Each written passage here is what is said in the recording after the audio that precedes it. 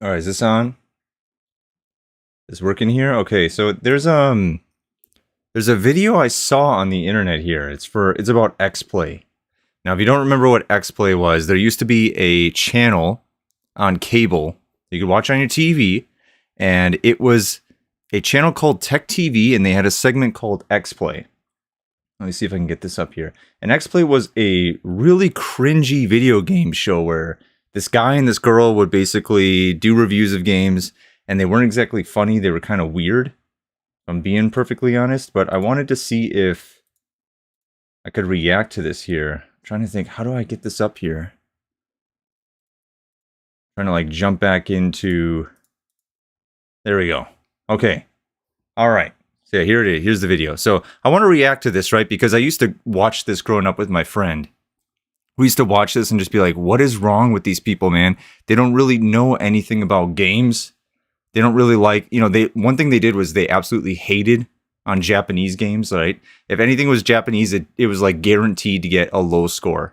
This was like, early 2000s to late 2000s, I think. So I don't know. I just wanted to watch this and check it out because I guess they tried to bring this back, just like how they tried to bring G4 back a few years ago and it totally crashed and burned.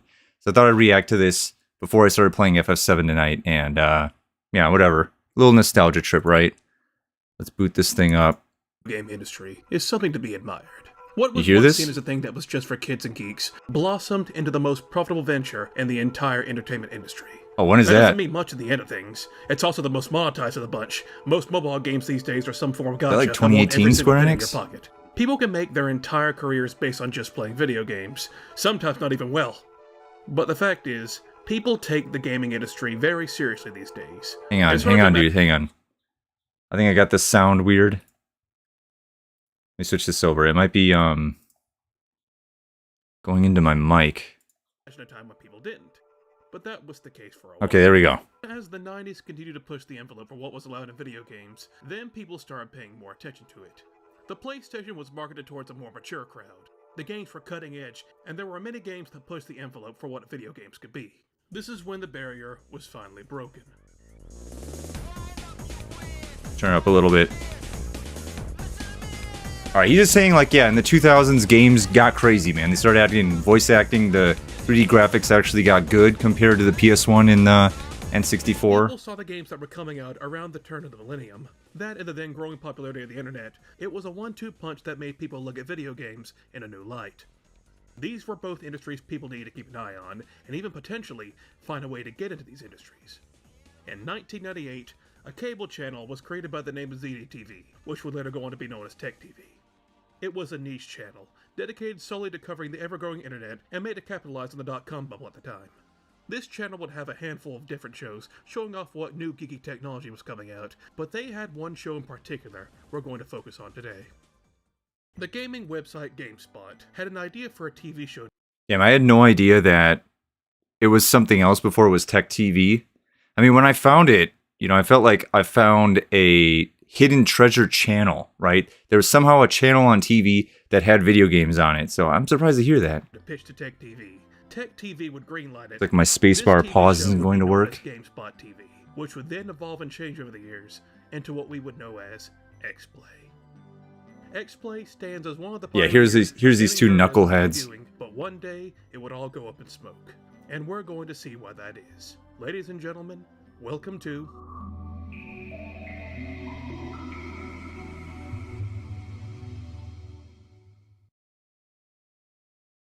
But before we get into the major meat of things, this video is sponsored by ZocDoc. Oh shit.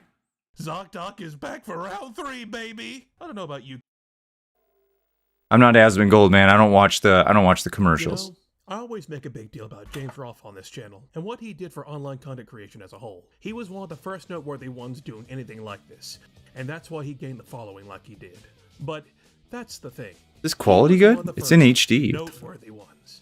I've noticed whenever someone starts a huge trend, or changes the landscape of an industry, there's always technically someone who beats you to it. They just didn't take off like the other ones did. While James may have been the one to popularize online game reviews, did you know that there was an older game review show online called Classic Game Room? They were doing online game reviews in video form. Dude, are you telling me there was a guy before James Rolfe. Dude, this looks really... I never heard about this show at all.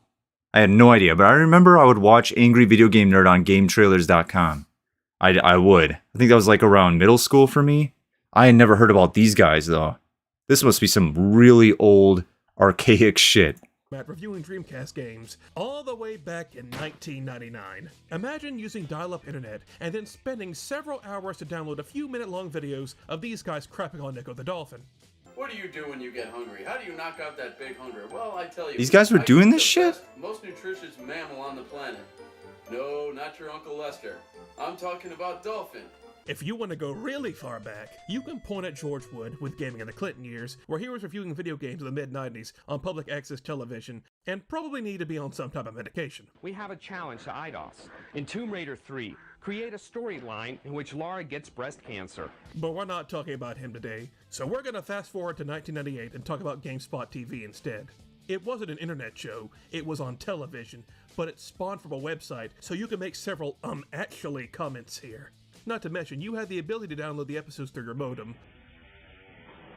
Oh, shit. Yeah, remember those days? Dude, remember these days of... God, if you wanted to watch a video on the internet, it was like a full day commitment. You remember this? Oh my God, I remember I was at my grandma's house with my brothers and my cousins, and they're like, oh, there's a Metal Gear Solid 3 trailer out. Let's watch it. And we had that thing on. We put the video up to loading in the morning, and then we were playing outside all day, and it finally finished. It was like a 2-minute video, and it took all day for that shit to load. And it wasn't even in like 1080. That didn't exist at the time. This video was in 480. Maybe 360, right? And it took all day. Yeah, watching videos back then on the internet was like, it didn't exist really. Look great? The dial-up times were rough, people. Now, I tried going as far back as I could to find exactly where the seeds of evil were planted. I couldn't really find a first episode showing of GameSpot TV. The earliest episode I could find was October 1998, so that's as early as we're getting. Also, big shout out to all these online channels who have made it their sole purpose in life to keep the spirit of this time in gaming history alive. So, what exactly did they do on GameSpot TV? Well, it was mainly a news show, showing the audience the new and hot video games coming out to keep your eye on. They sometimes had segments and interviews with people involving some of the games coming out, and the influence it was having on the gaming community at the time. This isn't really anything special at all, but back in 1998, if you were heavily involved in the gaming scene back then, this was probably a really nice novelty. Just being able to veer into a completely different era of gaming, like almost every single person they interview for the show is a complete geek, and they couldn't be happier. Yeah, that's the thing. It was the only channel on cable, right? I think this wasn't in the first 50 channels. For me, it was like 70 something, right? And there wasn't really as much game coverage as there is now. We're talking the early 2000s. So the fact that there was a game channel and what I said earlier, you couldn't really watch videos on the internet, right? About games or anything. This was like a huge, like novelty experience that we had never had before. Persistence in characters is really important. Figuring out how to scale to larger and larger worlds is really important. This is that Valve guy. People are always memeing on this guy, like, with everything that he says. I know he's like the guy that makes Half-Life and Steam, but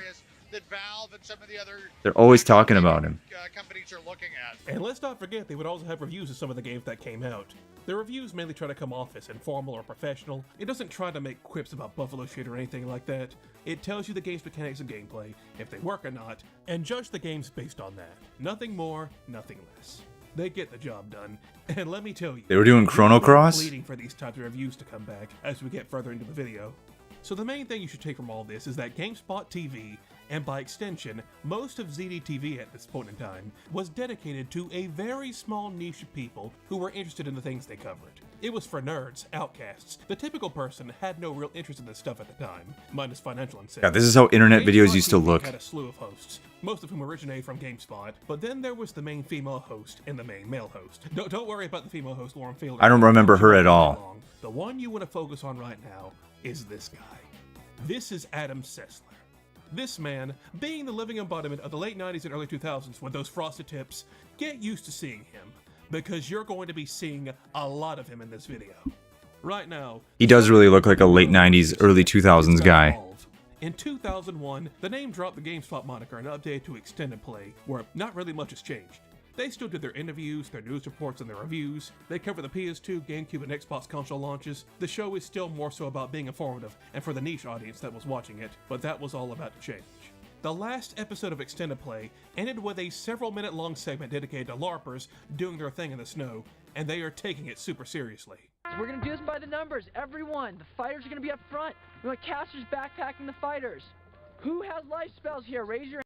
Bro, this isn't a joke at all. This isn't a joke at all. You think with this guy talking, it's a joke, like he's trolling? No, man. This is a real thing. I think people still LARP. I think they do, but yeah, it's just surprising. Hand. Onward to victory!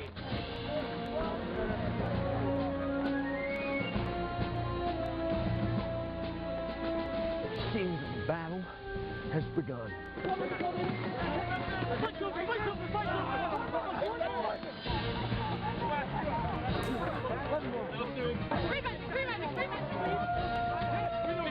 How do you even establish the rules for shit like this? Time to go home. I've seen some more. Okay, I hit you with my binding spell. You're not supposed to move. Oh, this guy totally ate shit. And that was the end of GameSpot TV/Extended Play. But in 2003, ZDTV, which was now Tech TV, decided it was time to give the show a revamp. They gave it a nighttime slot and completely changed the format of the show. They wanted something a bit more adult to pull in more audience members.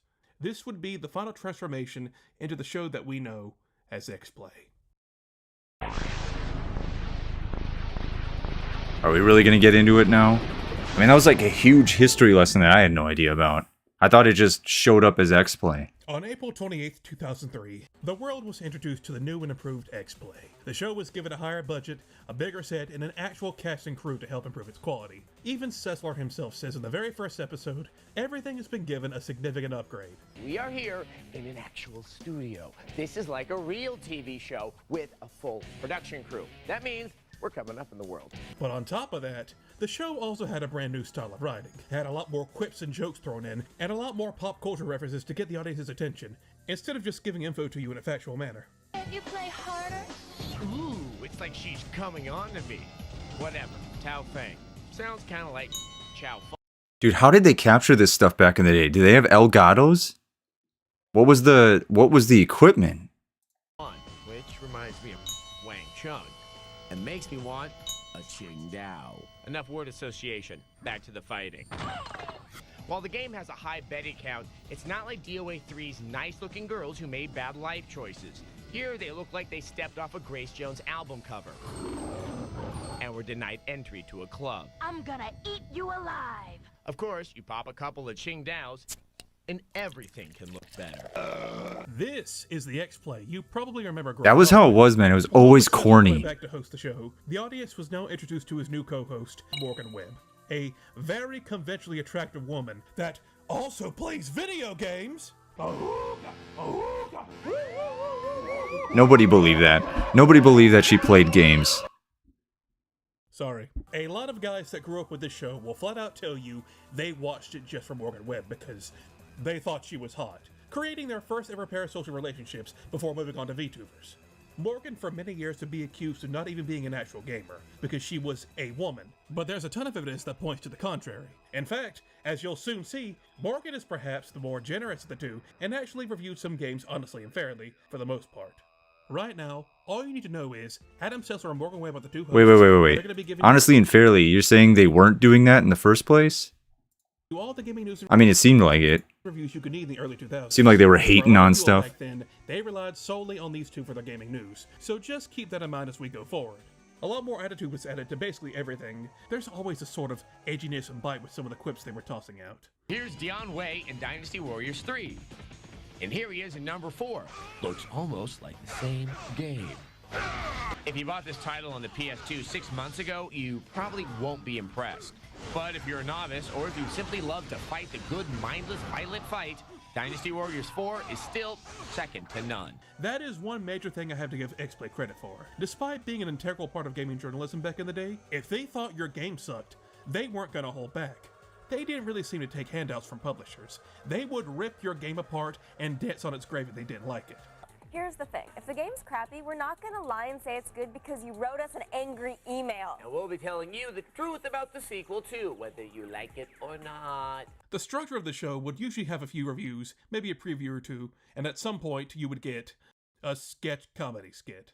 Name is what again? The Human Target. The Human Target. And These fucking skits, dude. I have been fragged more than anybody in the history of the internet. Now, I've mentioned my distaste for review shows having unnecessary skits in them in the past. I can't really fault them because they had to fill up 21 minutes somehow, and well, this is what you would usually get. Well, I'm not gonna let some stupid game prevent me from a decent, piping human discourse. Meet Slippy. He's my new buddy that I took around my hometown. Slippy and me became fast friends. He loved the view. X-Play had a lot of reoccurring skits and segments, something to really give the show that kind of flair. You had stuff like Spoiler Theater, where they would talk about the endings of games that had come out in the past and discuss them, or Cessler's Soapbox, where Cessler would get on his high horse, or actually stay on his high horse, and talk about the inner workings of the gaming industry and what was going on at that time. They had segments where they would read emails and posts they would get from the X-Play message boards. They had several top 5 countdowns for multiple topics. They had a segment where they would talk about weird games. They had a section called Games for Cheap Bastards, probably one of the most poorly aged segments in the entire show because a lot of the games shown off here now cost... Think about these... Dude, what? Are you kidding me? Animal Crossing? Probably one of the most poorly aged segments in the entire show because a lot of the games shown off here now... Dude, what? Whoa. Games are cheap bastards. Nintendo games, especially first-party ones, are never cheap. Seal of quality. Stuff never comes down in price, dude. Ever. Why? How could that possibly be on this segment? Now cost. Think about these segments and that some of them I noticed are sort of a precursor to what types of trends would start hitting the internet wave by wave. Remember that time online when top 10s took the internet by storm? WatchMojo milked the shit out of that trend. And with Cessler's Soapbox, well, that's just every video essay now, isn't it? If anyone remembers the old school screw attack, before they got sent away to the death battle mines for all eternity, watching some of their older stuff, they were most definitely taking cues from X-Play. I hate to say it, but it's true. In a lot of ways, X-Play was ahead of the curve. They were doing things years before they took off online, and it's no wonder after the show's transformation into this, it exploded in popularity. This new format really took off with audiences. It gave the show new life, and it was easily the most popular show Tech TV had at the time. Dude, if they were the pioneers of it, then they walked so everybody else could run. I'll say that. And if you're wondering, yes, of course I grew up with X-Play. I saw a fair share of it in my youth. I had to have discovered it in, I believe, 2005 when I was just 7. The review that stuck in my mind forever was when they were showing off the Legend of Zelda Minish Cap and centered the mushrooms in the game as if it were a different type of mushroom. Can we show this? And my dumbass 7-year-old self thought it was actually in the game. The one I definitely remember, and probably a lot of you do too, is the console drop test. Where they oh my god, dude. Oh my god, dude. This pissed me off so much as a kid. It pisses me off now, to be honest, right? Because... like, there's a lot of people, especially, like, kids. I know I'm going to be kind of dramatic here. But there's a lot of people that just, like, can't afford this shit, right? So when I see people that are like, hey, I'm going to blow up this console for views or to be funny, it kind of pisses me off, dude, right? Like, there's a lot of shit you can blow up, but, you know, to just blow up a gaming console, I just think that's kind of stupid. See which ones would survive the impact.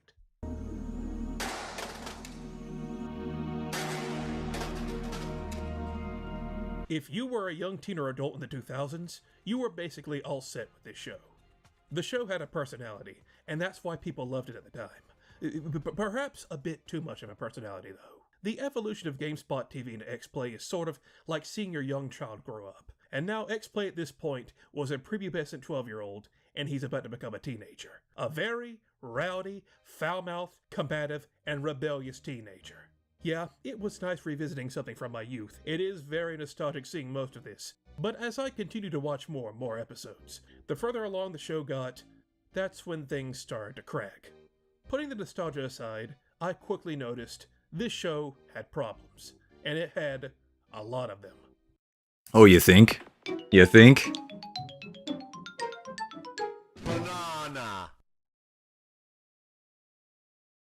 The following footage contains adult content, KOTOR spoilers, and some stuff that is totally gay.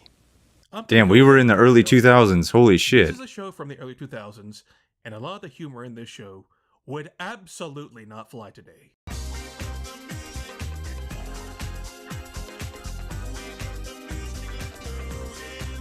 This is part of the show? There's a gay in my game. The 2000s was the Edge era.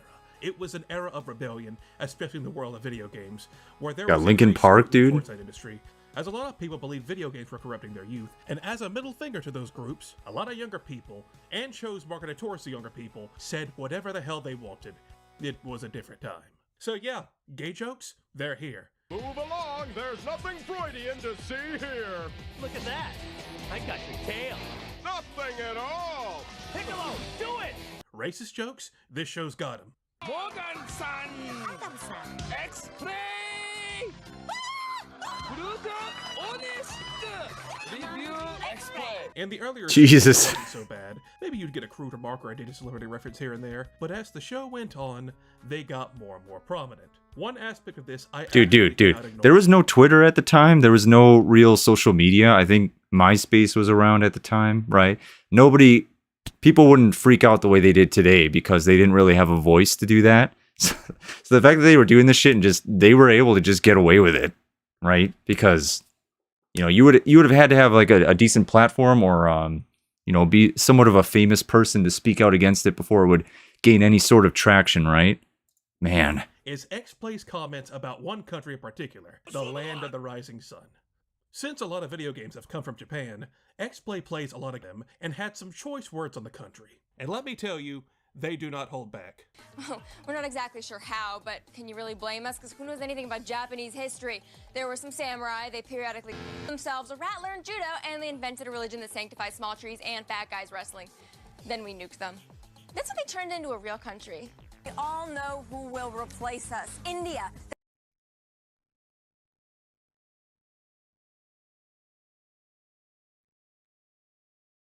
I mean, it's not that it's offensive to me. It's not funny at all. It's just stupid. That billion-strong faux vegetarian tech support call-taking behemoth of a nation. Or the Chinese. But certainly not Japan, because while they may be technologically advanced and financially powerful, they're already in decline. You search up people... Dude, Jesus Christ, man. This hurts me in like a primal way. Like what were they thinking, man? And the acting is so bad. Talking about X-Play on social media today, and you will see people posting these clips all the time, showing you how racist and xenophobic the show is, but I'm not gonna act like I haven't seen worse. Here's the thing though, I'm not a Twitter reactionary. You didn't come here to see an opinion you can see any average show post online about. And I think there's a lot more to it than just calling it racist. All these comments about Japan is performative. It's for the camera. It's trying to entertain their teenage and young adult audience. It doesn't stop how offensive it is, but they just didn't care. There's no point in pointing out how offensive it is, because they already know that. Their constant picking on and mocking Japan is a pretty constant throughout the show. If you're going to be offensive on purpose, I expect some consistency.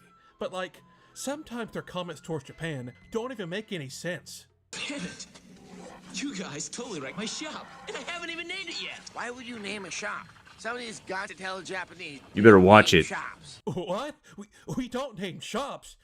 Adam, what the fuck are you talking about? Yeah, this is DMC3, man. You better watch it. But yeah, what is he even saying?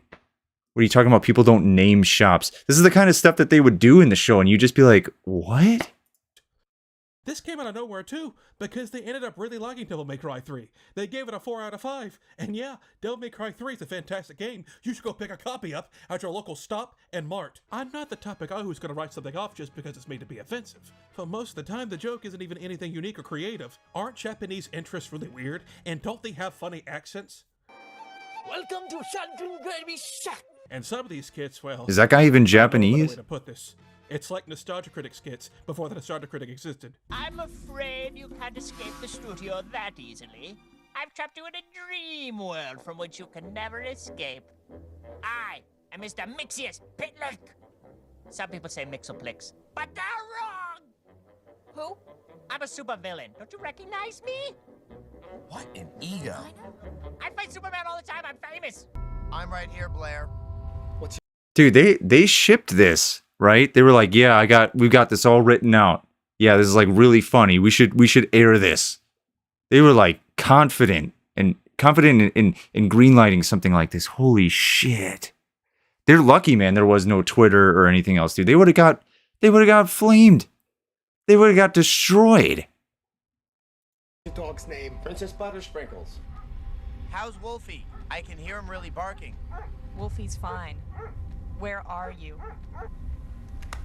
Blair Butler is dead. I have to go. Wait! Who's gonna help us assassinate the leaders of the free world? Ooh, I can't wait to stick it to Angela Merkel. That bitch is no Thatcher. Seriously.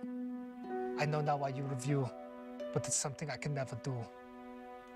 Oh. Wait, what about the X-Play monkey? We have a monkey? It's one thing to make a bunch of edgy jokes at an entire country's expense. It's another thing entirely when this sort of attitude starts to seep into your review process. Another thing that's been said about X-Play is that they had a ginormous bias against Japanese games. Oh, God, that feels good. God, that feels good. I've been thinking that since I was a kid, and I know I was not the only one now. This dude,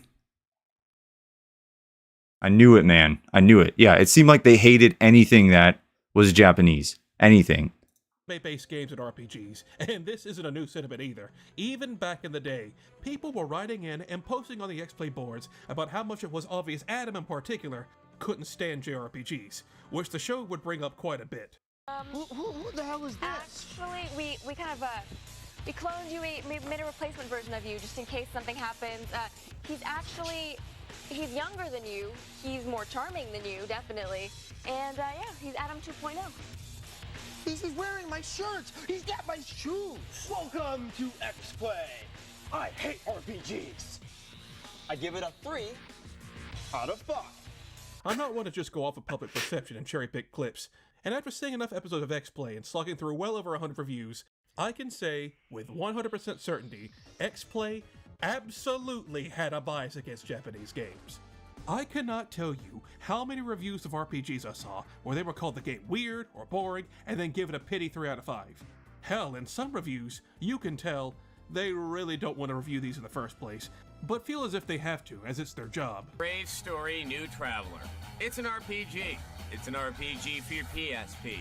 And that's just about all you need to know about it.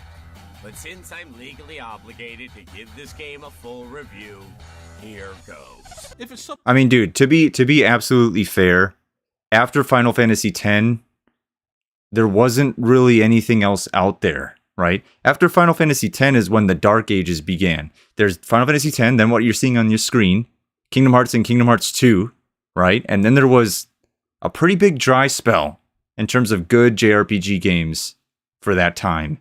It was a real dark time. Something mainstream like Kingdom Hearts or something action-oriented, they usually get a higher score than that. But don't ever expect them to nominate something with a Japanese anime or RPG influence for Game of the Year. Yeah, I know turn-based RPGs aren't for everyone, but as the series went on, it feels as if they grew spiteful towards RPGs, and anyone who played them. Their review of Baten Kaido's Origins is probably one of the worst reviews I've ever seen. I mean, just look at this garbage. One of the few RPG refugees that made it to the GameCube's purple shores was Baten Kaido's Eternal Wings in the Lost Ocean. Lucky for all 27 of you people who bought it, there's now a prequel, Baten Kaido's Origins. I'll write the story. Let me guess. There's probably a young hero with some sort of memory problem who's fighting a vastly overwhelming Evo fascio magical empire. It's too soon to... I mean, that is a trope. That is a trope. Amnesia, fight the Empire, right? He's not wrong. The bow you're wearing really takes the edge off the evil mastermind thing. Cliche burden boy of action who will save us all is named Sagi. This is kind of overdue, but I'm Sagi. Rhymes with Saki. Saki! Which I could use a lot of right now. Sagi. Saki! Does it count as sexual harassment if her wings were asking for it? You can chain the cards together to add maximum damage, but like any card-oriented game, you're at the mercy of Lady Luck. That bitch. There are new tweaks to the card system, but the changes don't go deep enough to really make a difference. Sagi! Dude, to be fair, like this game, Baten Kaidos or whatever, like this always seemed like a really weird game. If we're being real, man, like yeah, it had like a card I don't know, almost autoplay. I really don't know much about it. I've seen some videos about it and it looked really, really weird. Okay, I'm not saying it's bad. Just from what I've seen of it, it was weird. Saki! Will you shut up about Sagi? Saki! Saki! Saki! Saki! Baten Kaido's Origin is an RPG for the GameCube. That about says it all. A 3. Saki! Saki! Saki! Out of 5. 3 out of 5? You did all that. You barely even reviewed the fucking game, and you're giving it a 3 out of 5? The thing is, they weren't like this when they were still GameSpot TV and Extended Play. They treated JRPGs like any other game, and would give them praise if they were actually good. If there's one group that X-Play Damn, 10 out of 10 for Chrono Cross, man. I don't know if I agree with that. did despise with a burning passion, that would be the nerds. And it doesn't matter your race, gender, or sexual orientation, you can be a nerd. I say that as a Square Enix boy. Hi, I'm Andre, and I'm a black nerd, and I'm angry. Ah! These were the people who were usually enjoying the RPGs and Japanese media that X-Play constantly shat on, and were also the ones browsing the X-Play boards and calling them out for their biases. X-Play made it their mission to let these nerds know they didn't care what they thought, and that they were losers. Last review of the show, and what a doozy it is. See, we get a lot of hate mail. It used to mostly come from the Dragon Ball Z fans. Then it came from the Inuyasha fans. And now, most of it comes from the Full Metal Alchemist fans. They hate us because we didn't like the first Full Metal Alchemist game, and we said one of the characters looked like a robot in a loincloth. You have to buy your own mat with the game, but once you got it, the fun never stops. Until the guy who's been playing Final Fantasy for like 7 years, when he gets up off his couch, and then he starts to dance, and then he has a heart attack, and then he dies. RPG I don't even know what she just said. Special breed. They're hardcore gamers who think nothing of sinking 40 hours into a video game. And that's why the RPGs made for them still sell, even if they have confusing titles or dated graphics. It's all about the journey. Yes, parents will never understand your irresistible urge to sit around a table in your basement with pewter figurines, or your constant use of the word halfling. RPG. Dude, what's funny about this is Adam Sessler was talking all this shit about these JRPG games. And then, like, there was one time I saw him on this channel or some program where he was, you know, some guy was like, yeah, Fallout 3 is coming out. You want to see how this plays? And it did that little, like, slow-mo thing where you're just like, blink, blink, blink, right? Where you're picking the percent of what's going to hit or how much damage it's going to do. And he was, like, flipping out about that. And I'm like, this looks fucking stupid. I mean, how are you going to rip on this and then be all about this, like, little Fallout thing? I don't know. Maker 3 is the latest installment in the only franchise devoted to making the dreams of lonely, Cheeto-stained boys come to life. You are joining us on a very special occasion, our celebration of all things Final Fantasy. Whoa, whoa, whoa, whoa, whoa. I thought we hated Final Fantasy. No, we hate Final Fantasy fanboys. It's a totally different thing. Okay, so it's still okay for me to hate guys who dress up as Riku. Yeah, it's actually a job requirement. Did you read the employee handbook? I can't read. Since the very start of the X-Play rebranding, they were finding ways to crap on fans of anime, or fans of Final Fantasy, or RPGs. Speaking of which, I have to bring up the X-Play review of Crisis. Oh, yeah. Oh, yeah, I remember this. Oh, yeah. This pissed me off a lot. They gave it a 2 out of 5, right? They gave this game a 2 out of 5. People were so pissed. They flamed them. Like, just rated their email, everything. Just gave it to them, right? In terms of complaints and telling them they were dumb. And then they even did like an extra review, but they trolled even harder, saying it got like a 10 out of 5 or something like that. Yeah, they just couldn't accept it. I said, if X-Play didn't like your game, they did not hold back. And that goes for Crisis Core. They were, not very kind to it. If a game features good-looking guys and incredibly stupid dialogue, you know it came from Japan. Hello to you, too! Crisis Core Final Fantasy VII is a prequel that stars a minor character from the original PlayStation game, who now gets his own rich, detailed story. And? The only problem is, it's a terrible story. Sadly, that dialogue is poorly written and awkwardly delivered.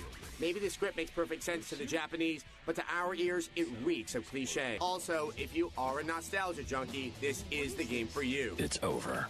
But for those who aren't already steeped in the rich tradition of the series, the dull combat system and crappy dialogue is as disposable as a purple turtleneck. Why? Man, Shinra really needs to redesign those outfits. Crisis Core Final Fantasy VII gets a 2. Thanks. Out of 5. This review got them a ton of backlash at the time. So much so, that for an April Fool's joke the later year, they went back and dubbed over the review to give it a 6 out of 5 instead. Final Fantasy VII is a prequel that stars a character from the original PlayStation game, who now gets his own rich, detailed story. The only problem is, the story is too good. Thanks. That dialogue is Awesomely. written and Awesomely. delivered. Maybe the script makes perfect sense to the Japanese, but to our ears, it reeks. Award-winning material. But for those who aren't already steeped in the rich tradition of the series, the Exciting. combat system and Glorious. dialogue is as Indispensable. as a purple turtleneck. Man, Shinra really needs to Sell. those outfits. At the Gap. Crisis score Final Fantasy VII gets it 6. Thanks. out of 5. As the years went on, it really feels like the people at X-Play started doing most of the reviews out of spite instead of actually giving the games a fair chance. Look, I know fanboys can be annoying. I know that. But don't forget that the last episode of Extended Play was Adam Sessler out and about interviewing LARPers, and he didn't seem to have a problem with it. But oh no, This LARPer guy just wearing a San Francisco jacket. And he acts like he's about to die. Yes, we have cosplaying Final Fantasy fans. Oh, the horror. Oh, but we have other stuff too. And no, I don't really think it's because they're racist and hate the Japanese. That's too easy. It's not like they're consistent with that shtick either, as once in a while they'll break character and give a Japanese RPG a really high score. Few games have held on to their roots while expanding their world like Dragon Quest.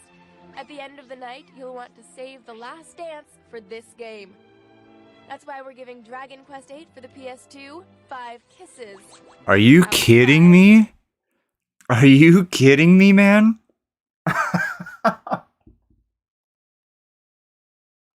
What? Oh man, people swear by this game, but I gotta keep it real, dude. This game is like maybe 3 out of 5. It's kind of painful to play. Thanks for the memories. Another review I saw when I was young was Okami, and this was actually my first exposure to the game. And let me tell you, Okami is in my top 5 favorite games. It's amazing. And it's I've never played Okami. one of the most Japanese games in existence. It's based in historic Japan with huge themes relating to Japanese mythology. Not to mention, the art style is cel-shaded and based on old Japanese style art. This is as Japanese as you can get. And well, with all the comments X-Play's made about Japan, they must have hated it. What's that, Okami? Morgan fell down a well? In the well, she discovered a race of subterranean people who have forced her to be their queen? And you want a 5 out of 5? Oh, you always know the right thing to say. Okami gets a 5 out of 5. 5 out of 5. The most Japanese game you can possibly Yeah, I've never played it. I've heard and it's they great. gave it a perfect score.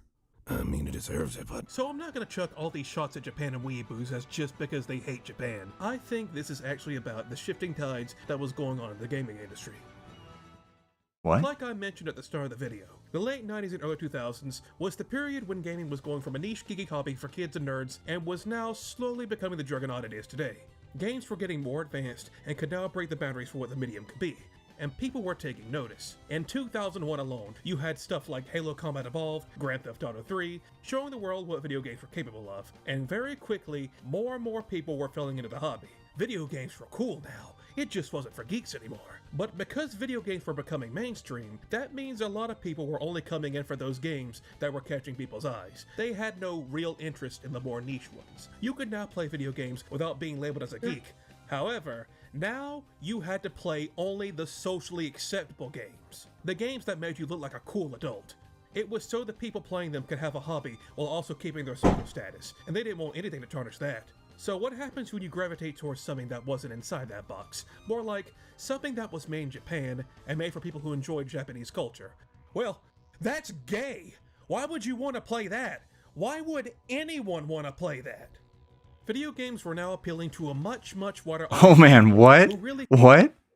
It's been a known fact that N64 owners are gay. You all like to play cute games like Banjo and Yoshi while bashing games like Tomb Raider, simply because the main character is a woman. Now you are all... Jesus Christ, what is with these? Anticipating the arrival of the gayest N64 game of all, Zelda 64. You all can't wait to play... Dude, this is like a 12 or 13-year-old. This has got to be a 12 or 13-year-old. I would type stupid shit like this on the internet or game FAQs or whatever when I was 12. Cared about what people thought of them, and so they usually stuck the mainstream. Okay, hang on now. What did that last part say? Why is this game even called Zelda? Shouldn't it be called Link? Maybe Link secretly wants to become Zelda? You N64 drones are welcome to this gay game. coming soon. Another gay game, Conquered. Dude, this is like some hangry 12-year-old who, I don't know, the kid at school has an N64 that he doesn't like. So he comes on here and he wrote this giant thing with all this terrible spacing, right? And I don't know. Usually stuck to the mainstream AAA games.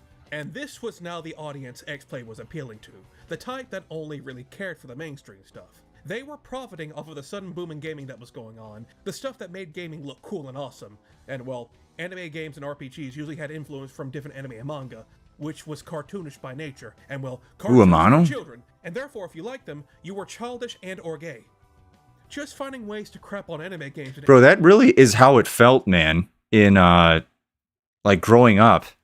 Because all my friends, like, they had that exact same idea towards JRPGs and games like that as, like, X-Play, right? They would always give me tons of shit. Like, dude, you're gay for playing that. That game is gay. Like, what is wrong with you, dude? Are you gay or something? It was just like that all the time, man. All the time. They were always talking shit about Final Fantasy or the other stuff, or Metal Gear, right? Because Metal Gear was Japanese, that was gay too.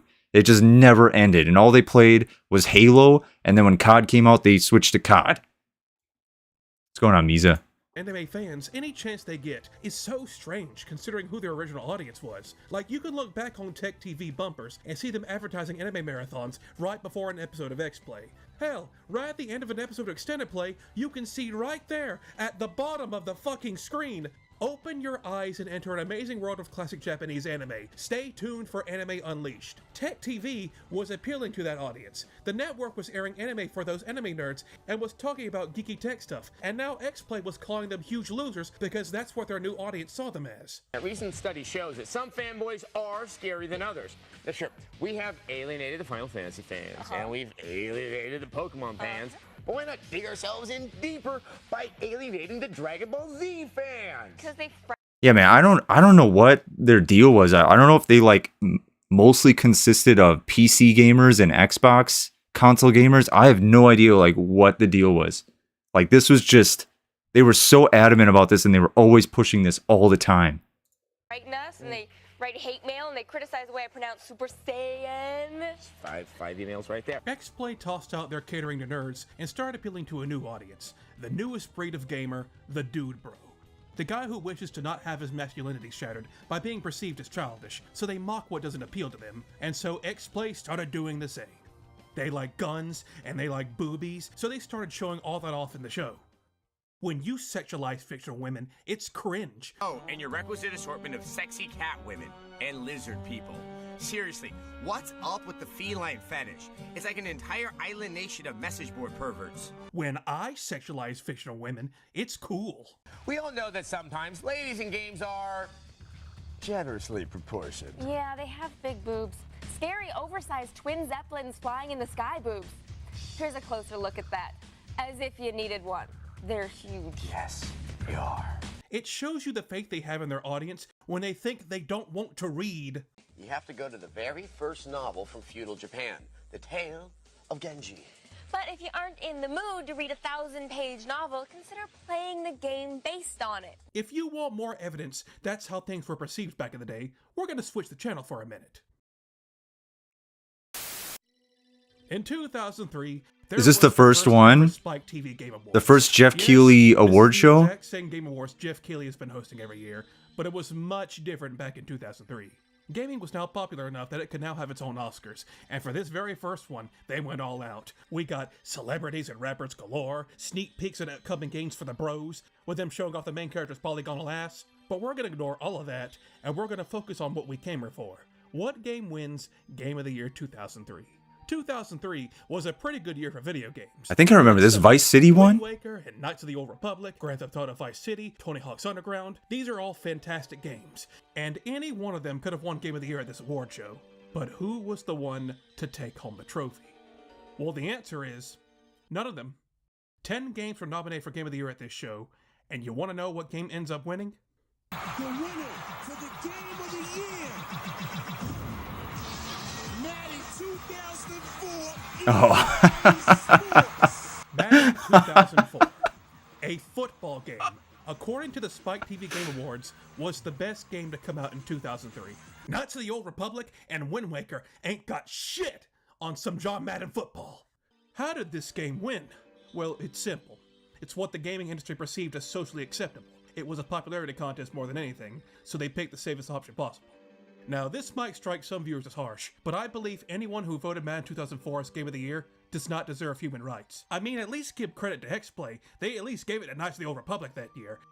And if you think I'm just saying all this because I was one of those weebs they were picking on and hasn't gotten over it, hey, listen, I was too young to know what any of this shit was. I'm doing all right, man. What is this, an old show? Watching fucking Hamtaro and playing This was a show in the early 2000s in America where it was like the first video game show on television. Not entirely. I think there might have been some stuff in the 80s with Nickelodeon or whatever, but this is like the first video game review show. And basically, it was totally racist. It was totally cringe. And they even tried to bring it back like 5 or 6 years ago, and it failed again. So I wanted to watch this video and just react to it. That's what's going on right now. Wahoo on my Game Boy Advance. Little Hamster's Big Adventures. I didn't know anime was specifically animation from Japan. I didn't even know what RPG meant. I thought RPGs were the guns that went boom. I wouldn't get into them until much, much later. But when there's a bias, there's a bias. And it really sucks too, because I'm not gonna lie. There are some actual entertaining reviews and skits on this show. Like when they're reviewing a game that's actually bad, it's really funny. Red eye. Red eye. Not the chair. Red eye. Come on, bark like a dog. Middle dog? Yeah, what is this game again? I don't remember what it's called, but you have to, this chick, you have to direct her to do stuff. I think it might be called Lifeline. I'm not sure. I watched like a long play of it at some point. Or big dog? Woof, woof. That's probably the stuff most people remember. I'm not going to sit here and act like the entire show is just dated garbage with no substance. There is some stuff to enjoy here. But let me put it like this. As a television show meant to entertain the audience, it passes with flying colors. As an actual professional gaming outlet you listen to see what new games that are coming out that you should get, it's pitiful. And it's not just in regards to just appealing to the Dude Bro audience, because even with that, they still faltered. In 2000, yeah, that's pretty generous to say that it was like really entertaining. It was dumb, man. I remember it was dumb when I was 13, 12, 11 or whatever when I was watching this. It was bad. 2007, X-Play was live streaming the Microsoft E3 conference. This is how a lot of people actually caught this live stream, as the internet hadn't been fully adopted in 2007. But needless to say, X-Play absolutely blew it. Throughout several times in the live stream, they had to cut to commercial break, cutting out huge chunks of the conference. And while the stream was showing off Halo 3, by far the most anticipated game of the event, they cut to commercial break. Yeah, I remember this. This was how you had to watch E3. Right? A lot of people didn't have really good computers or really good internet. So when they said, oh, we're going to stream E3, I remember talking to kids at school about it, and they're like, yeah, we're amped. We're going to turn it on once we get home from school. Forgot about that. 6 and 27, these mild-mannered reporters will don their spandex and face an army of celebrities. If you want any more proof that X-Play's actual reviews had no weight whatsoever, they gave Devil May Cry 2 a 4 out of 5. Well, but it was still... What? Of all the games you should have dug on, man, or dunked on, what are you kidding me? 4 out of 5? Devil May Cry 2? People were whack in the early 2000s, man. They were really whack. Still Settler and the writers at the end of the day. According to the people over there, Devil May Cry 2 is on the same level as Devil May Cry 3 and Kingdom Hearts 2. At least they gave God Hand an actual worthwhile score. But that would also mean Devil May Cry 2 is on the same level as God Hand. I rest my case. Now imagine this going on for the next several years, leaving the 2000s behind and going into the 2010s, where things started to fall apart. Yeah, of course it fell apart, man, because YouTube was a thing at this point. 2010, YouTube was a thing, so people just did their own reviews and started their own channels.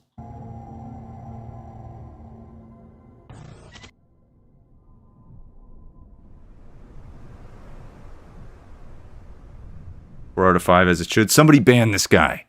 Now, I avoided mentioning anything regarding the networks X-Play was hosted on because I wanted to focus on the show itself first. The average person is not going to know what's going on behind the scenes at a company. Well, yes, X-Play was an extremely popular show when it started airing. Behind the scenes, things weren't looking so hot.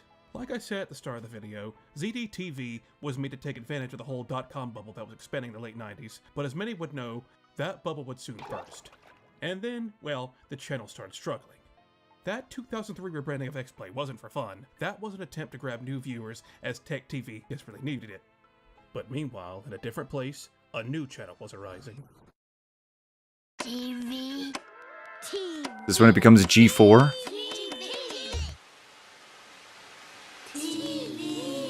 Yep. Yeah. In 2002, a new cable channel by the name of G4 was created, and this channel was created solely to cash in on the expanding gaming industry. It was a channel made for gamers. The entire lineup was content dedicated purely to the gaming industry. Cheat codes, gaming news and reviews, you name it. It was a smart idea. However, G4 in the early 2000s struggled. It was struggling to get any advertisers on board. In order for your channel to survive, you needed advertisers and money, and G4 didn't have either. They needed something big to help them. In 2003, the CEO of Now Tech TV had finally had enough of their mediocre numbers and decided to put the channel up for sale. G4 saw this and saw what they had to offer and quickly swooped in to snatch the sale, and the deal was made final in early 2004. The two channels merged to become G4 Tech TV until the assimilation was completed a few months later, and so it just became G4 again. Now that the two channels had become one, it was now survival of the fittest. Only the most popular of Tech TV's shows were allowed to stay on G4. If you didn't meet the channel's new expectations, the show was getting the axe and you were fired. Of course, X-Play was their most popular, so it got to stay, but everything else wasn't so lucky. Anything that was considered nerdy or geeky was immediately put on the chopping block. Anything relating to anime or all those anime marathons were axed, in America at least. They kept them around for Canada from what I read. Screensavers was another one of Tech. Dude, what are you kidding me? Like, why? So this company bought it up just because it was, what, cheap? And they wanted to replace everything on it that... I mean, it was a Tech TV channel. If you wanted to retain any sort of the viewer base, why wouldn't you just keep all these, like, tech review shows that were on it? So they just bought it up and they just wanted a free channel and then kept a show that was, like, kind of good on it? Huh. TV's most popular shows, and it was transformed into a Tech of the Show. It became a lot more about pop culture and current trends to appeal to a wider demographic, and a ton of people who worked on Screensavers were let go. And one of those people was a man named Dan Heward, who would later go online and write a huge blog post about what was going on behind the scenes at G4.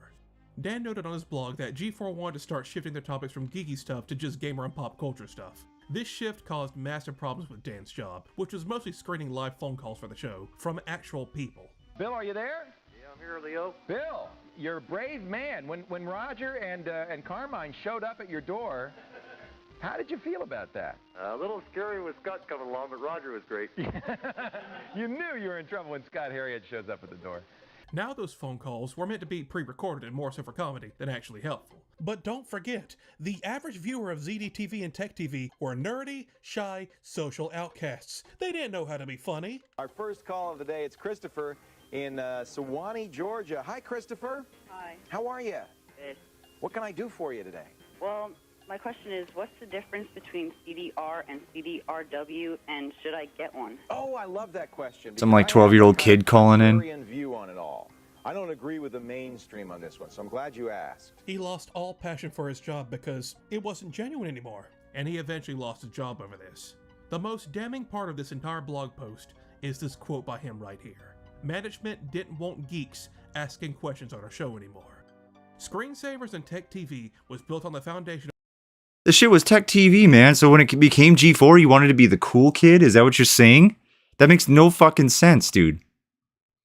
Why even keep any of the programs then if you felt that way? What the of those nerds keeping their network and show afloat, and once they found a new audience to pander to, they threw them away. They had served their purpose. You have just given me my $1 million!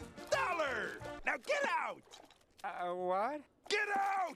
X-Play is pretty much the only show that remained untouched when G4 came along. In fact, X-Play basically got the red carpet treatment since it was one of their most popular shows. They started building them a new set and everything. In fact, the first 3 episodes of X-Play when G4 took over had to be filmed in Adam Sessler's apartment because the sets weren't finished. And well, really, all they did after G4 took over was just double down on the stuff we already went over. X-Play, along with Attack of the Show, which is its own can of worms, went on to become G4's most popular shows, but things were about to get even worse for the channel as a whole. In late 2005, the then president of G4 stepped down and was replaced by a brand new guy named Neil Tiles. Neil had previously been a part of mostly sports networks, and when he took over G4, he decided that he didn't want it to be a gamer channel anymore. He wanted G4 to be a channel for man. A channel for the testosterone-fueled, sweaty, and muscular dude-bro men. G4 started picking up a ton of shows, like Ninja Warrior, The Man Show, and the bane of many viewers of G4, Cops. We'll get into why that What the hell, dude? I remember Ninja Warrior. I remember like watching that. G4 was now a network that was in decline. They were doing anything to keep themselves afloat. X-Play themselves would still remain probably their most popular show, but it also went through a number of changes and alterations due to what was... This is just like so funny how they crashed this channel, because if they had stuck to their guns of what it originally was, it probably would still be somewhat popular today, man. Or you could have like transferred it to YouTube. If you're talking about stuff about like, okay, internet optimization or like building PCs or video game reviews, like, dude, that stuff is crazy big now. Crazy big. And they were just like, no, that's all for geeks. We're just gonna like revamp this to be like a bro show, like a bro network. Man, they deserve this. Probably a change of the show's budget, as they were also struggling with competing with the soon-to-be monolithic internet. The strangest change of the show was this set, which has been unofficially called the Sphere set, where it seems they glued glass balls to the floor. Why would you do that? Yeah, I always thought that was weird. I always thought like, dude, they're gonna trip over that or like knock them over. Really weird set design. I want to break something. In 2008, the show got a gigantic overhaul, a brand new set and format, and would stick like this for the next few years. And this overhaul would actually try and go back to its original GameSpot TV and Extended Play roots, where it's attempting to be a lot more informative than just crack jokes about the games they're playing. The edgy writing and skits were toned down a lot in this overhaul. It's still there in some format, but it's not anywhere near where it was. So it's like they sort of fused the original shows and X-Play into this new style. You should kill me! Who the fuck that? Hey, you cancel that right now. You're hurt. You're hurt real bad, but you are not dying, Tingle. But the reason for this change was more than likely a result of budget cuts and having less writers to work with and a smaller studio space overall. There's really not much to comment on after this overhaul. It's legit just like all the other game review outlets that were out at the time, and that's to its benefit and its detriment. It's beneficial because now the show isn't hostile towards any of their viewers anymore, for the most part. But this also works against them now because there is absolutely nothing stand out about them anymore. All this gaming news and reviews, well, why would you go to X-Play for that now, when there's dozens of sources that can do that? Maybe if you didn't go online very much and this is still all you had, but by 2008, that percentage of people was rapidly declining. Yeah, so basically, right, their whole thing was like appealing to the bros, and then once you're like, okay, we're gonna go back to being a normal video game review channel, people were like, well, that's not your appeal at all. No one really cares about that. If we want actual game reviews, we're gonna go to GameTrailers.com or IGN. So that's probably why it's going to start dropping off, right? And speaking of declining, by 2010, G4 was on the ropes. Their attempts to make G4 the man channel had completely fallen apart. They attempted to make a couple of new shows here and there to attract viewers, but they all failed. And X-Play and Attack of the Show were probably the only two shows keeping the channel afloat. But those went south too because, well, I'll tell you why that went south. I had discovered X-Play around late 2005-ish, and of course seeing video games played and reviewed on live TV was jaw-dropping to me, and I caught any episodes I could until about late 2007, early 2008-ish. You see, for us at least, G4 was on a very specific cable package. Nobody else really had that package except us.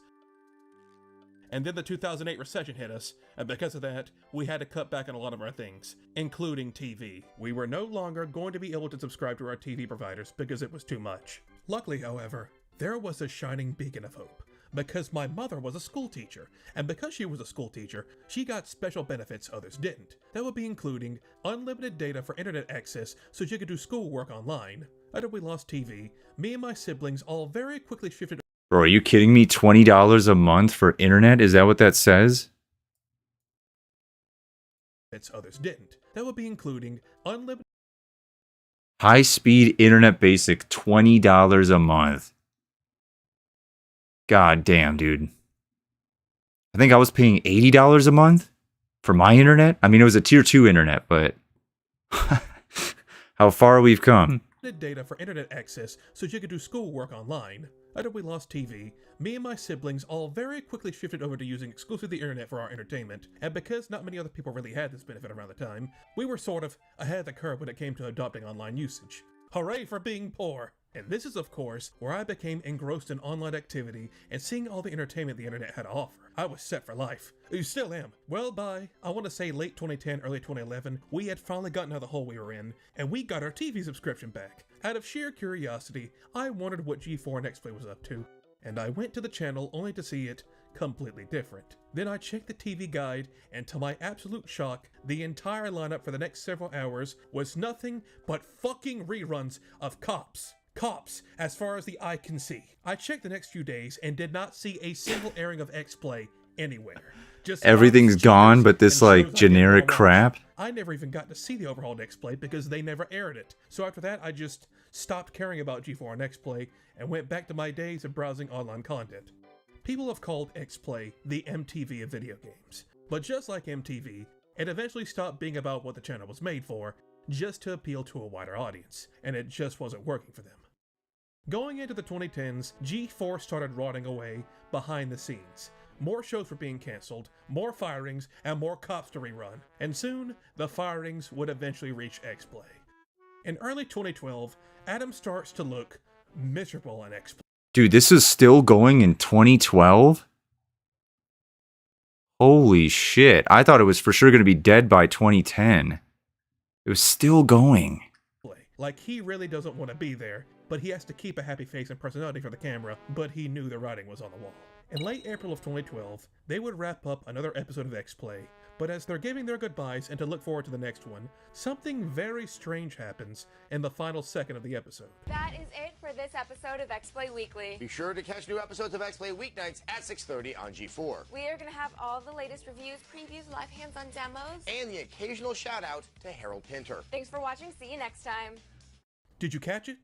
Look at that. He looks Adam's away. head suddenly jolts to look at something off camera, with a look of despair on his face.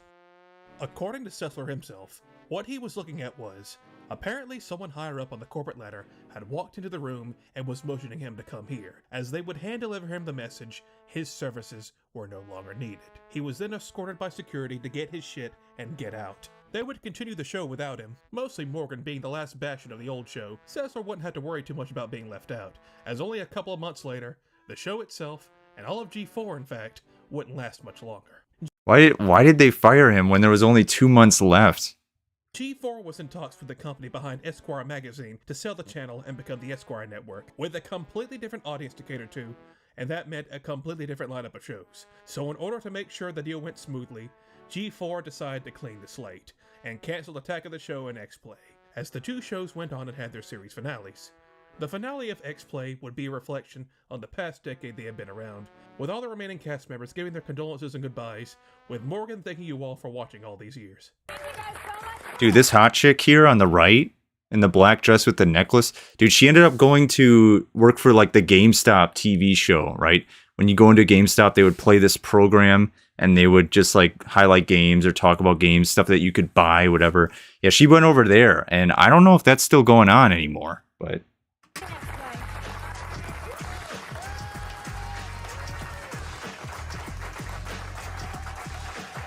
But in a shocking twist of irony, the deal for G4 to become the Esquire network had completely fell through. They killed off their most popular shows for nothing. After this, G4 would continue to air nothing but more reruns of programming they picked up, and reruns of X-Play and Attack of the Show.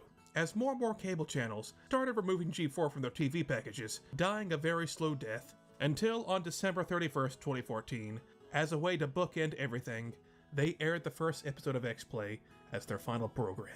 X-Play, Tech TV, and G4 was no more.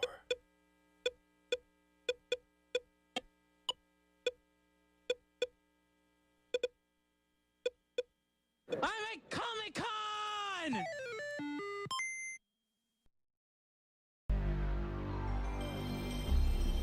Now, is he going to talk about when it comes back? It came back for like a month or something, and then it totally bombed again?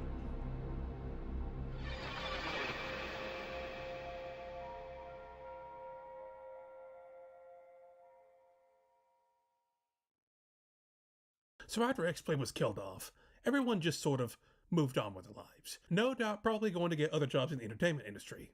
But one must ask, what happened to Adam Sessler? The guy was basically the face of the show, and they just sort of kicked him to the curb. Well, if you're wondering, we're not done talking about Sessler just yet. After getting fired from G4, Sessler would sort of pitch around trying to get a job elsewhere, and eventually he ended up getting hired by a different network called Revision3 Games, where he would continue his gaming journalism work. Adam had a huge hand in Revision3 Games, having his own video series, and even getting back to reviewing some games too, in the Sessler style of course. Personally, I would have preferred an emo Dante. He would have been quieter. I'm taking you off the air. But the one I gotta point out is his review of BioShock Infinite. BioShock Infinite, for those who don't know, was a game that was universally loved when it first came out, but over the years, people have started to sour on it. Its reception is a lot more divisive these days. But since this review was when the game first came out, Sessler thinks it was God's gift to mankind. He even brought out the dictionary for this one. This moment, in its odd quietude and musical anachronism, is one of numerous tableaus in BioShock Infinite that catapult this exhilarating meditation. BioShock Infinite is filled with these details at every moment, manifesting a verisimilitude that is at once mysterious and exacting. To not stop and linger at these details, along with the audio logs, is to miss one of the greatest pleasures in video games.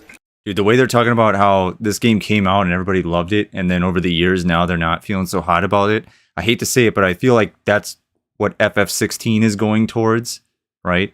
People loved it when it came out, and now everybody's just like, I just hear people talking shit about it or being disappointed by it. I thought it was good, but I feel like it's on that path.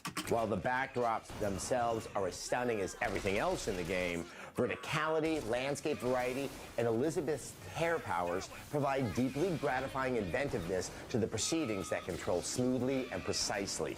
Adam sort of became the face of Revision 3. I mean, he was sort of the only guy there with any notoriety. But also when you watch some of his interviews, particularly the ones at E3, you can tell there was now an added component to his demeanor. Everyone, E3. BioShock Infinite, yeah. Games. Vivid Touch booth. This game we're about to see next really is one of the most unique offerings out here on the floor. Is he drunk? Was he actually drunk? I interviewed on the first Forza. Good. So now you can look at something and be like, oh, Adam is that bad. I finally realized it. Let me, do you explain away how the spirit world exists and like why? That was kind of, like the entire planet was pretty much sort of wiped off the face of the earth. How do you sort of build that into, is there any sense of regret? The Insane Clown Posse shared their views on the staff of X-Play. Mostly they're all crackheads and drunks and stuff. I mean, they weren't wrong. Revision 3 wouldn't last very long. Wait. Until about 2014. Adam Sessler was doing crack cocaine? Until it was shut down. The YouTube account hasn't been updated for 11 years, and that was another chapter in Sessler's story down the tubes. After this, he would just sort of piddle around. He would pop up here and there. He and Morgan would reunite for 1 year in 2015 to cover Bethesda's E3 2015 conference. And those details were, of course, really oriented at the fans who have played previous games and to be able to pick out little references and little things that were in the previous games. But after this, nothing of note would happen for several years. As the 2010s were going along, there was a disturbance in the force. A disturbance involving gaming journalism, a giant dancing peanut, and things were never the same.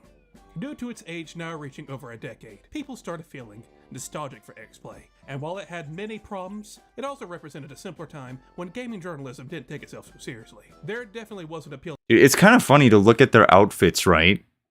Like what they were wearing was what people were, people that were like 22 to 35 were wearing, right? This was cool clothing. If you went out to the club or the bar or some shit, this is how people were dressing. This was these were the cool clothes. Isn't that crazy to think? It's actually kind of mind-boggling. The X-Play, but who it was appealing to and whether it was worth it in the end is up for debate. A lot of people missed X-Play and wish it would return in some shape or form. But, as they say, be careful what you wish for. Some people in positions of power at Comcast saw the growing nostalgia for X-Play and G4 and came up with a brilliant idea. On July 24th, 2020, this video suddenly dropped online.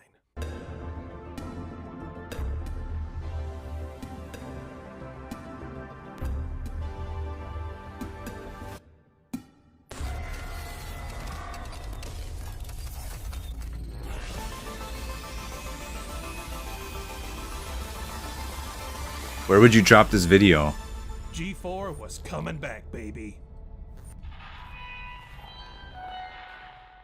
A few months later, a ton of people from G4 would come back for a very special G4 holiday reunion. This would of course include people from Attack of the Show and Cheat, but most importantly, Adam Sessler and Morgan Webb would come back for the first time in years. The event is mostly reflecting back on all those years at G4 and X-Play, and what exactly was going on in the minds of the host during those times. It's mostly just a clip show. Until the last couple of minutes of the show, they shoot a brand new skit with them trying to... God, I'm trying to pause it. As a throwback to the old days as well. Because yeah, this girl on the right, Olivia Munn, she ended up having quite an acting career. She's actually like a really big actress now, so it's kind of crazy that she started on just this small-time show and she really grew into something else. And at the very end, they once again reveal the entire network revival. And this got people hyped. Now this revival of G4 wasn't some smaller scale thing. Oh no. Not only did they start making content on YouTube and Twitch, they went the full 9 yards with this revival and brought the whole damn channel back. They were bringing back X-Play and Attack of the Show, Ninja Warrior was coming back, Kid Boga was supposed to get an animated series, they even got Scott the Woz to start making content for the channel. Are you serious? Damn. Making fun of the channel, did he say? Boga was supposed to get an animated series, they even got Scott the Woz to start making content for the channel. Well, really. Oh, start making content. Okay. Yeah, Scott the Woz. I've never understood his content. He's kind of like a, you know, like a Nintendo boy. Like, he's just kind of different, right, with the content he makes and his humor. So I never really watch his stuff, but you know, he's pretty big. All it was they took his YouTube videos and repackaged them for the channel, but it shows you how serious they were about this reboot. But, of course, we're going to mainly focus on the X-Play reboot because the most interesting stuff happened on that side of things. Sessler would be returning for the new X-Play, but strangely enough, Morgan Webb would not be coming back for the reboot, as she chose to opt out. And well, after that, Morgan just kind of dropped off the face of the earth. She wanted to leave with her pride. She was like, no, I'm done. I want to hang on to my pride. I don't want anything bad to happen to me. I would be feeling the same way. All traces of her online presence sort of petered off after this reunion. I hope you all enjoyed her presence, because we won't be seeing her again. We don't have Morgan anymore, but we do have some new hosts to bounce off of Adam. It was sort of like a rotating cast of hosts, but the 4 you only really should focus on... Oh man, hang on. We don't have Morgan anymore. Dude, okay. This chick ends up like really crashing this channel. I remember that. And then this guy, I think this is the completionist guy. You probably heard the stuff about him. What was that? 6 months, a year, 2 years ago? Like he was saying, oh yeah, like donate all my stuff and it's for charity. And he was actually pocketing all the money. So he's no longer a big YouTuber anymore. Damn, 2 of these people? But we do have some new hosts to bounce off of Adam. It was sort of like a rotating cast of hosts, but the 4 you only really should focus on are Adam Sessler, the Black Hokage, Charity Fraud, and a lady who goes by the online alias... See that how he called him Charity Fraud? Froskerin. She was a professional League of Legends player. Let that be a dark omen of things to come. So this time, the show's format is more so a live show than anything. It's mostly just them sitting around talking about games, or gaming news live on stream. Time to time, they'll hold sketches and skits with a variety of characters in it, sometimes even allowing viewers to vote on certain outcomes. So I can definitely say this is probably the best adaptation to modern times they could have possibly done. It's me, Sonic the Hedgehog. Me. But the issue with this reboot is it has the exact same problem they had when they gave the original show an overhaul back in 2008, but even more extreme. It wasn't the early 2000s anymore. The competition has gotten far more fierce in regards to video game content online. X-Play was really the only TV show on cable talking about video games, but now this was online, and so it's lost in a sea of other people playing and talking about video games. So once again, if I'm watching this on, let's say, Twitch, why would I pick X-Play over the hundreds of thousands of other options? I can realistically only pick one streamer to watch over the others at that point in time, so why should it be X-Play? The only thing really making this show... Yeah, exactly. There was no reason to watch it at all, right? You had your novelty in the early 2000s, but after that, everybody started following their own YouTube channels and their own little like section of YouTube gaming.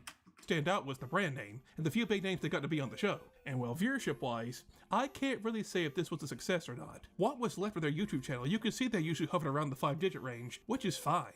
But for a big corporation that probably spent millions to revive the network, I don't imagine they were too pleased about these numbers. There was just nothing really to make X-Play stand out now. They had simply adapted to modern times, but that also means without any of the crude edginess of the old show, which is what a lot of people remember from it. And, well, without it, is it really X-Play? I mean, no, I wasn't a fan of them constantly crapping on fans of franchises, and them saying we should have dropped more bombs in Japan. That was crude, and it was overly edgy. This reboot is a soulless, corporate husk.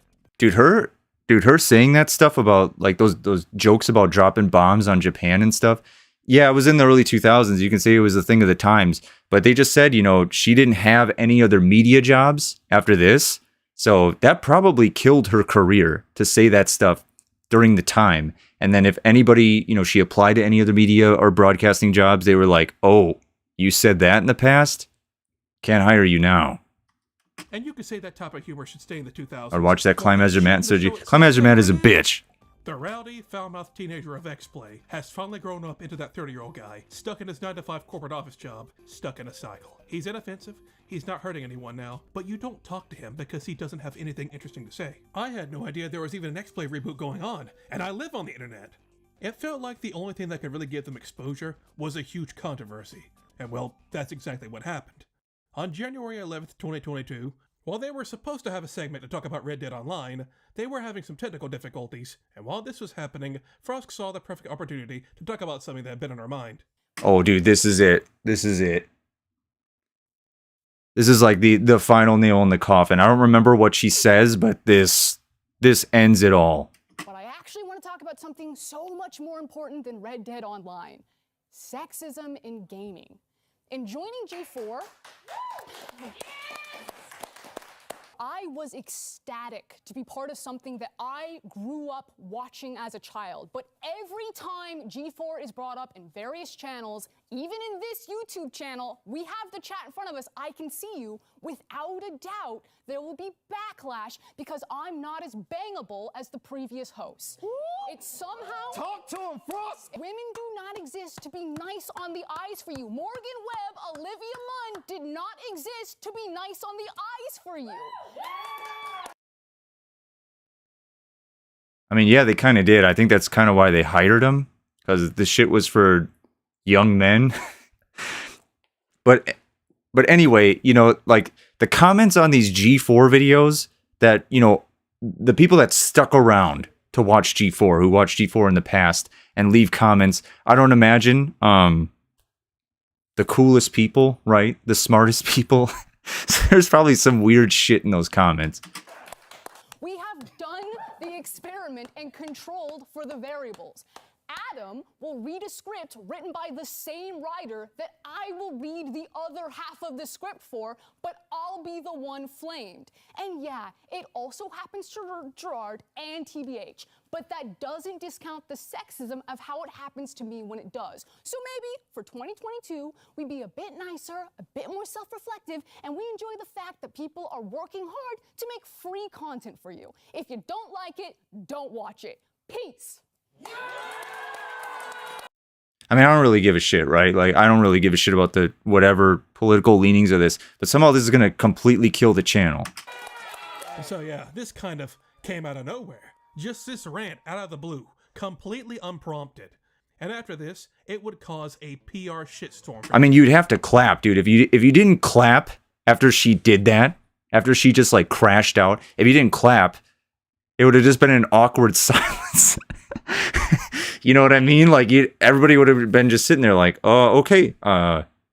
Is the technical difficulty done now? Can we go back to talking about Red Dead? So everybody's clapping, right? But is it in agreement, or is it just you're live or you're broadcasting and you don't want to make it awkward? G4, as it was now all over the gaming news, a ton of people were either coming out in support or against Frost's outburst. It's pretty much the only thing people know about regarding this reboot, this one rant.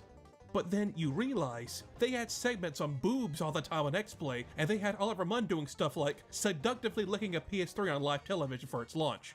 All right, and now, Miss Munn, it's time for the ceremonial tongue bathing of the next generation console. Go.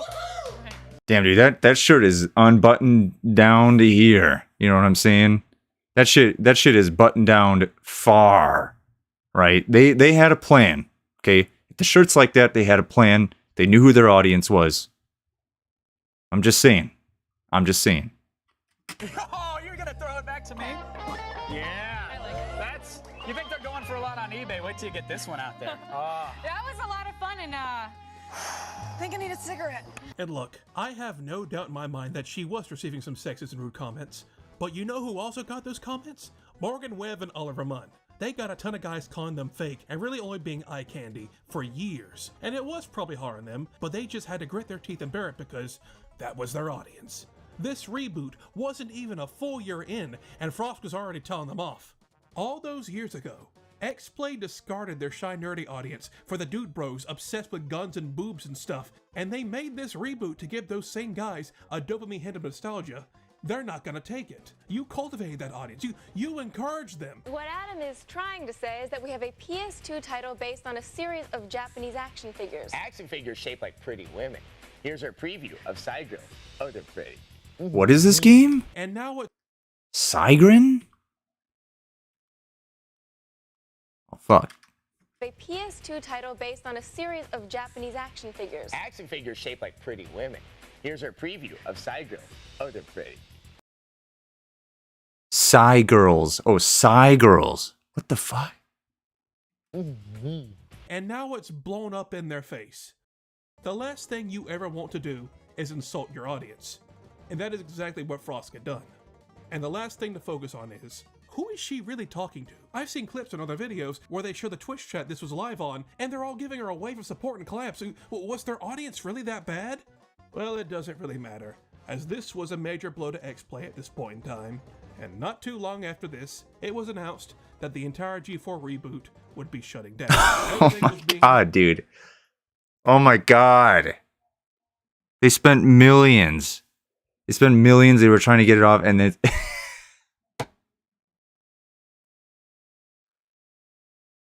Oh. That's really quick. Moved, and everyone was being let go. It barely lasted a year. All that hype and build-up for nothing. And so, for the second time, X-Play and G4 were once again dead. And probably for good this time.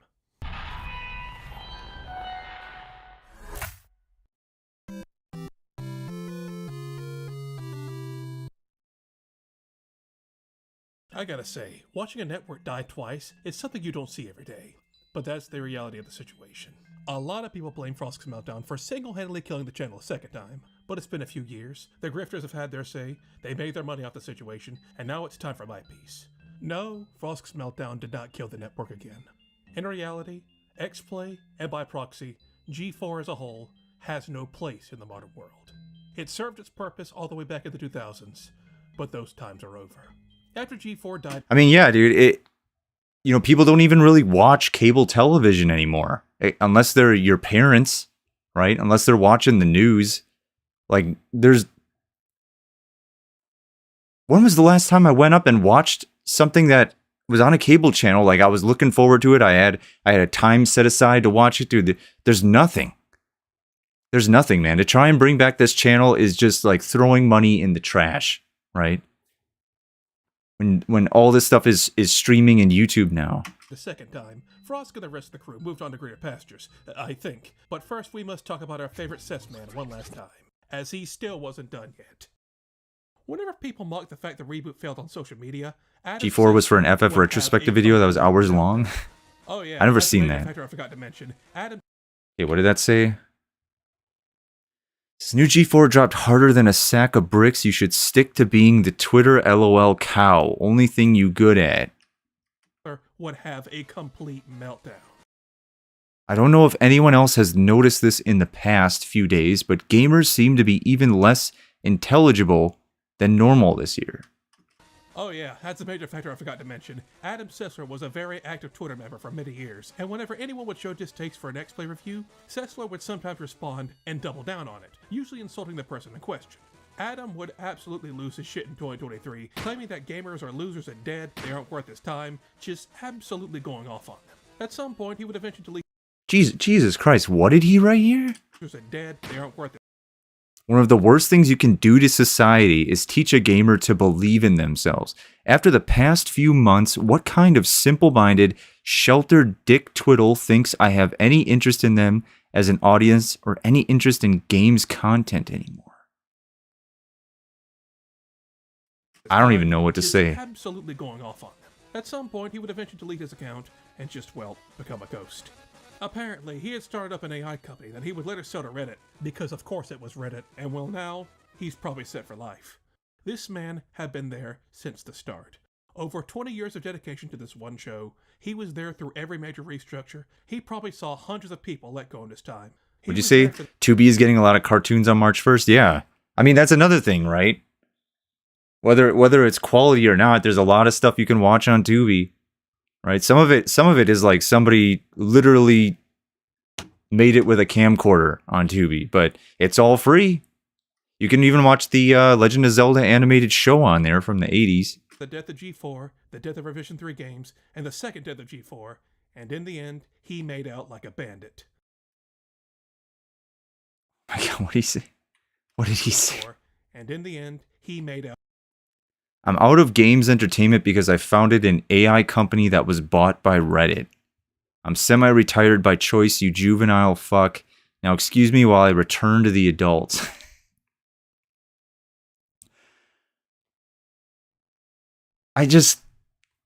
Dude, I gotta say, man, if I was set, if I had money, I would not be responding to any of these people. I wouldn't be responding to any of them. Like, the best thing you can do is just not acknowledge it at all, right? I mean, I've gotten into some Twitter battles with people, and I don't have Twitter anymore. That's not why I quit it, right? But it's like, why did I even acknowledge the people? I was brought down to their level, right? Don't even bother. Out like a bandit.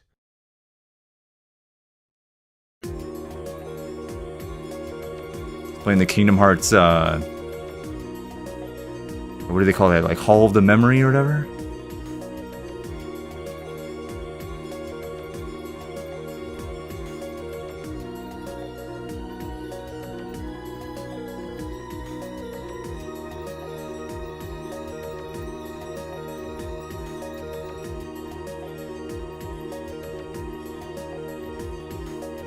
X-Play was an extremely flawed show. It insulted people, insulted ethnicities, and fans of anything that was considered weird. It still lives on as a piece of their childhood, no matter what. It stands as a cornerstone of the time it was made in, the shifting tides of gaming and what the attitudes were. A cultural piece of history that should still be remembered. I'm not here to say you should stop enjoying the show because of its problems, because this show was a part of my childhood as well. Because of it, I got to see games I would have never learned about on my own, even though they would insult them 5 minutes later. It was never meant to live past the 2000s, and it never should have. We didn't need to see it come back. It should have stayed where it was, and our thoughts and in our past. Nostalgia is a powerful drug. It really is. The show would have hated me for the type of nerd I grew up into. Adam Sessler would probably spit on me. Yeah, honestly, like people bringing this stuff back and saying it's nostalgic, right? That's the definition of rose-tinted glasses. Right? It's that anxiety thing. I don't know exactly what the term is, but you miss your old life even if it was worse. Right? People, I just want to be a kid again. Bring back X-Play. And it's like, dude, X-Play was dumb as hell. It was the dumbest thing, man. It was so bad. Even as a kid I thought it was bad, right? I've said that before, but yeah, like this is like the definition, like, oh, I want it to come back. It was something from my childhood, and then it did, and then people are like, oh yeah, it did suck, and it sucks now. Like, why did I want this to come back? But they can hate me as much as I want. Despite everything revolving around it, I can't bring myself to fully hate it. I can acknowledge its flaws and criticize it, but I can't hate it. X-Play, G4, Tech TV, What up? What's up, Q Cuddy? They all played a part in many people's lives. Did you watch this show growing up? Maybe they made you a better person, or maybe they made you a worse person. In the end, they made an impact. That is their legacy. God bless, like and subscribe, and good night. I give X-Play 3 extremely outdated YouTube stars out of 5. God, man, that was so much worse, man. I thought they were just gonna be like, yeah, you know, it was around, and then the internet came, and then it went down. But no, there was like this whole thing. There was like all this racism and these you know, jokes that were okay at the time, but that's only because social media didn't really exist. Dude, this was insane. I had no idea it was this bad, right? And I had no idea that the channel went on till, what, 2012 before it first died? And then it tried to...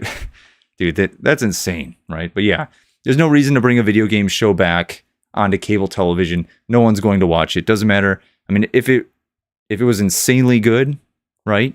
Maybe, but it really, the odds are against them, right? Completely. So, whatever. It died, right? Okay, should we finally play some FF7? Man, that was a crazy video. That guy, man, that shit was an hour?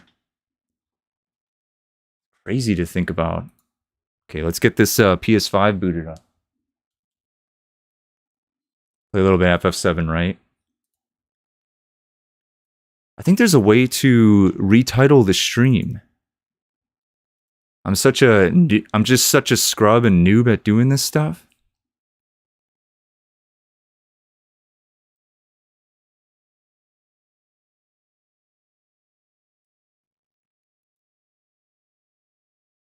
Wait, what is it? I'm in the studio. I don't know why. Oh, here we go. Details. Okay, there we go. I'm learning things. Okay, let's get this PS5 hooked up, huh? You guys excited to play more FF7? And I gotta put the PS5 is really like, it doesn't like to be captured, the gameplay. So you gotta go into the menu, you gotta turn this thing off, and then I gotta switch around the HDMI cord. Give me a sec. Also, people have been blowing up my phone.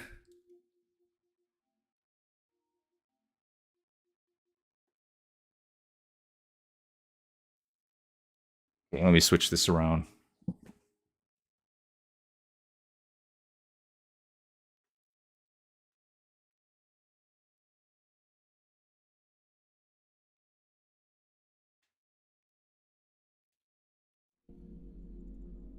Is this good?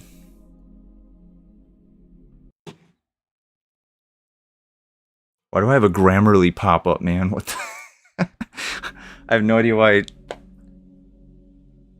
That's strange. Okay, it's cut off now, but that's because this game is smaller resolution. It's going to even out. It's going to go back to normal right now. Okay, what are you guys up to? Did you guys do anything for Valentine's Day? Oh. Really loud on here.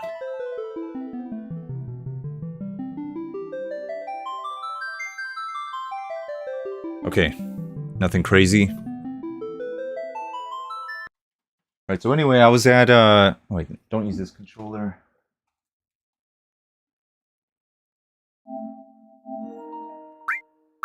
There we go. Alright, we're in Nibelheim, right? Where we are in the main game of Final Fantasy VII, we're almost at the end of Rebirth.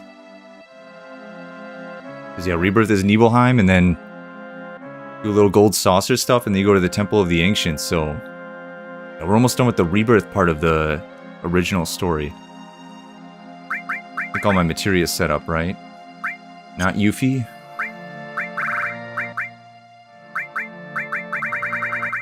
Got myself a nice burger, watched some movies with friends. What kind of burger did you get? You get a cheeseburger? Did you get a queso hamburguesa?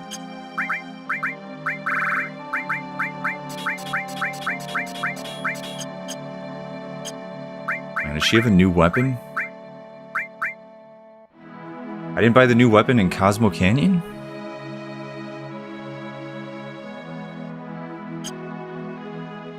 Was I out of gil? Hold up, I'm gonna go back and get that real quick.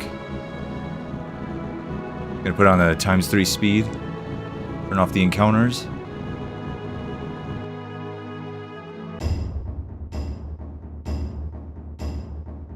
Nice, this is a quick.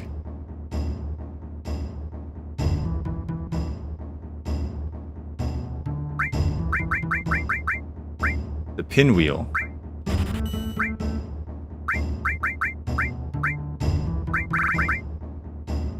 Oh. I didn't buy the armor?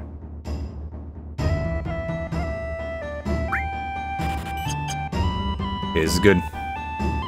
I was working? Oh yeah? Where are you working at these days? You don't have to say, I guess. Damn, working? Working on the weekend? I don't miss that at all. Sometimes I wonder, like, if going to college was worth it, and then when I hear something like that, I go, okay, maybe it was, right? I'm not working holidays or weekends anymore. Not making a ton of money at my job, but I do have that. A Trompo burger? What is that? Can I look that up real quick? Oh, great. My window's on the other TV. Oh, nice. This'll work. Shit. Went to the other TV. Alright, forget it. You're just gonna have to tell me what it is.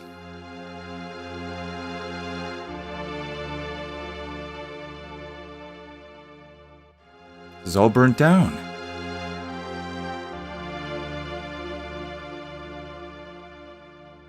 My house is still here?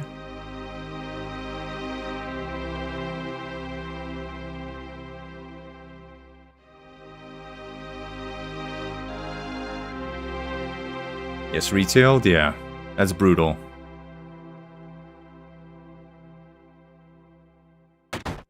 I consider myself a decent person, right? Like a nice guy, but after the amount of retail I've worked in my life, I just can't do customer service ever again. I just don't got it in me, man. I don't. That's my only requisite for a job these days. As long as it's not customer service, sign me up, right? I can deal with it. Got a little kid Sephiroth follower? Just a burger that also has al pastor meat in it? What is al pastor, man? You're talking to a gringo here, okay?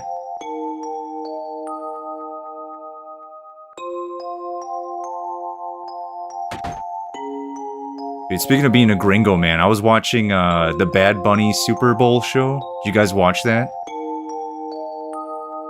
I watched it on last week when the Super Bowl happened, but I was watching it on YouTube. I wanted to see if there was one with subtitles.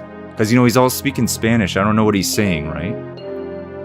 And then, yeah, in that first song, he's like, Auntie asked me if I got girlfriends. I got a lot of girlfriends.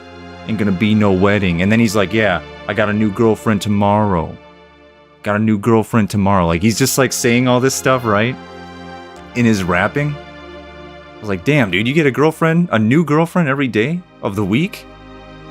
That means by the end of the week, you got like 8 girlfriends. What the shit? Bro, have you ever had one girlfriend? You know how hard that is to manage? He's talking about having 8 of them? I don't know, man. That's a lot, dude. I'll tell you something. You got 8 girlfriends. You're not playing part 3. I'll tell you that right now. You're not going to have any time to play part 3. Not going to let it happen. Alright, should I check this thing? Oh, I think you can read the letter, right?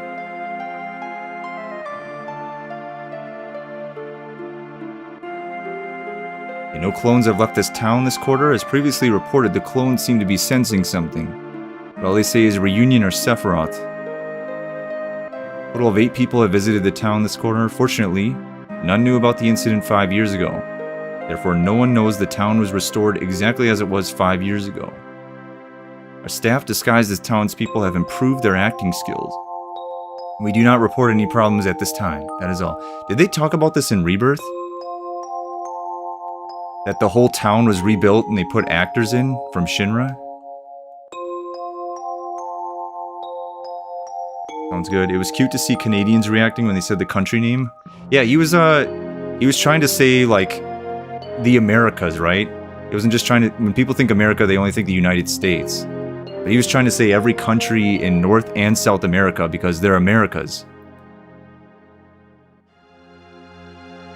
Nobody thinks of that, right?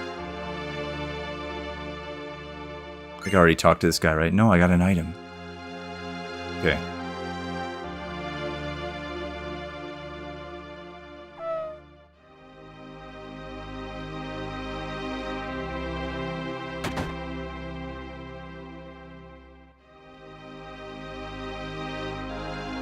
I want to hear your story.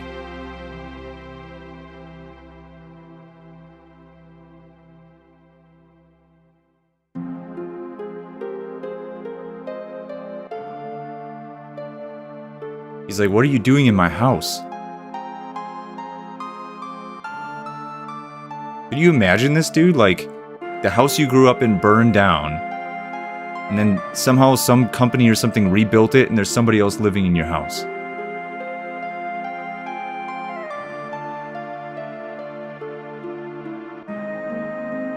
Be the creepiest thing.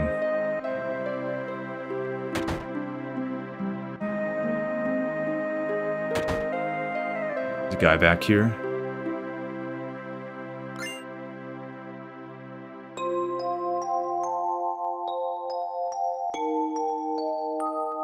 Do I need a rest?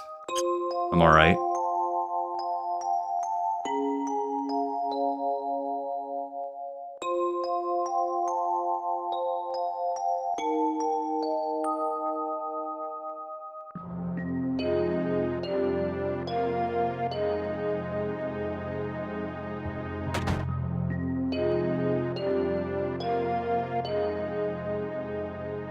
She doesn't even talk?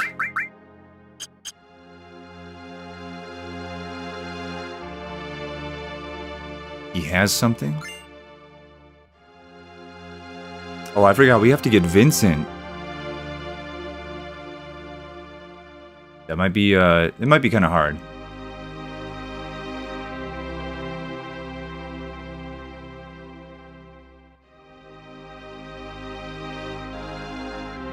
I was born and raised here.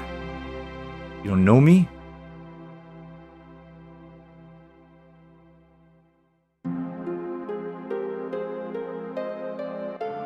All these people are actors. They rebuilt it exactly the same, yeah. They don't talk about that in Rebirth? Yeah, the whole town was rebuilt to be exactly the same, and Shinra hired all actors to manage each of the town's roles. All the original people are dead. Cloud and Tifa are the only survivors.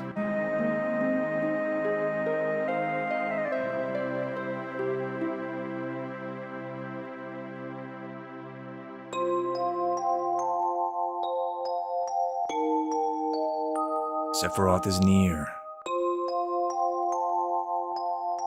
I guess so that would allow them to reuse the assets. I mean, that's a point. That's a point, but it is good. I think it's a good story. Yeah, to find this letter, this creepy song. I must get rid of all those that stand in the way of my research, even that one from the Turks. I scientifically altered him and put him to sleep in the basement. If you want to find him, search the area. But this is merely a game I thought of. It is not necessary for you to participate if you don't want to. You move the dial on the safe carefully. You have 20 seconds. You cannot go past the numbers while turning. The lid of the box with the most oxygen.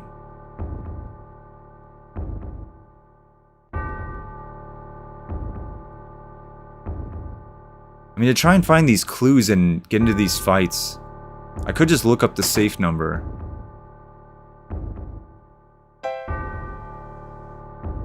You can play this piano?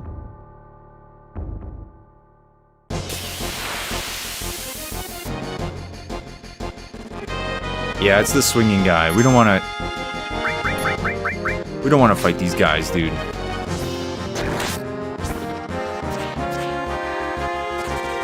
Everything in this dungeon and under the dungeon, or under this mansion, dude, everything is just a pain in the ass to fight. Just really weird enemies.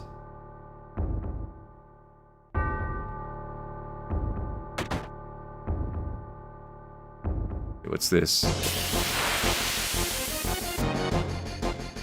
Well, I guess I could take these guys down.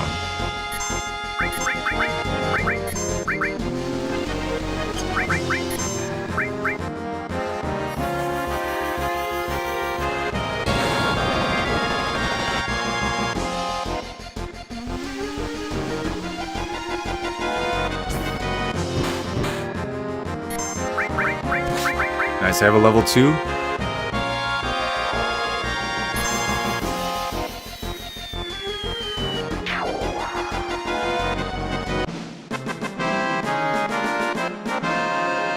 Yeah, you see that, man? They'll just put status effects on you, or you know, make the battle drag on. Our Twin Viper? I didn't need to buy the weapon.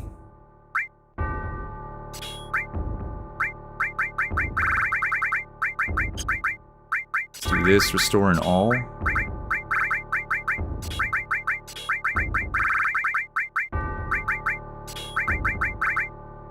This is all double growth. Never use gravity in this game.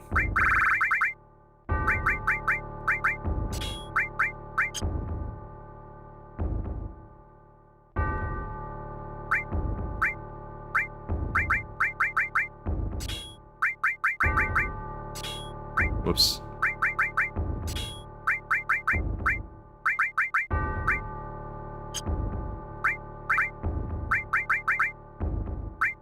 Got another slot.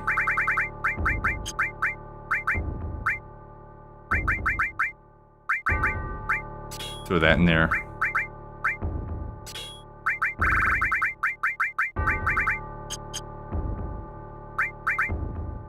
Do you have any summons?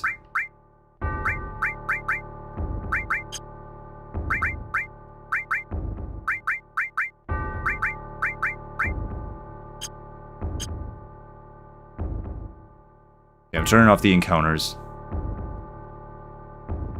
I gotta get over to that chest.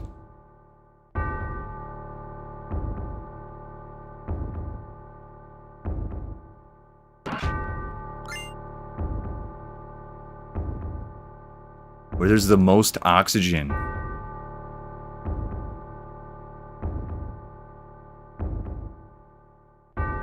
Dungeon's so creepy in this game.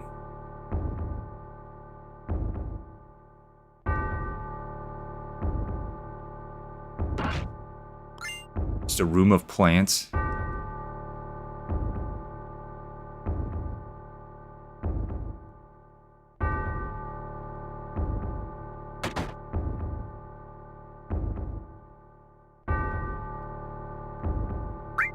There's the safe. I gotta find the combination though.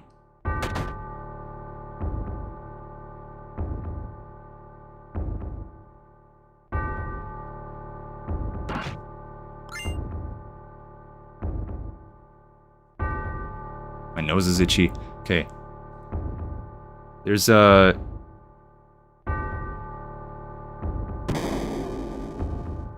Do they mean the test subject tank? You gotta go all the way down here?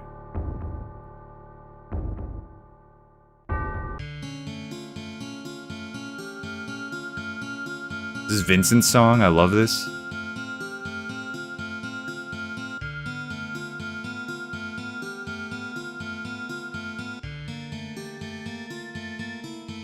Let's get out of here.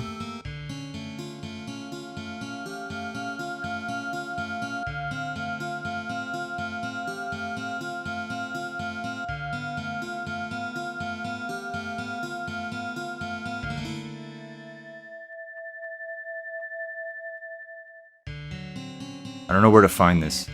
Sephiroth. Brings back memories. Are you going to participate in the reunion? I don't even know what a reunion is. Jenova will be at the reunion. Jenova will join the reunion, becoming a calamity from the skies.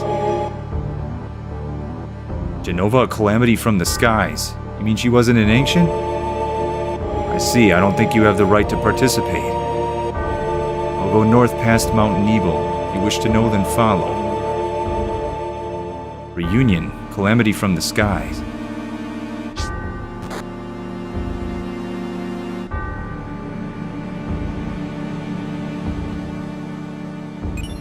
Just throws a materia at him. Fuck you. Where am I gonna find this clue?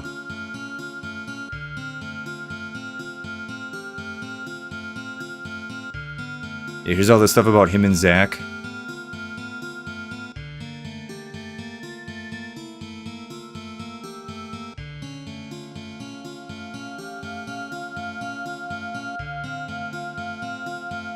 Former member of Soldier. No effect could be detected from either Mako radiation therapy or Genova on him. B. Reaction to Genova detected. A. Shot for resisting. B. Escape during A's resistance.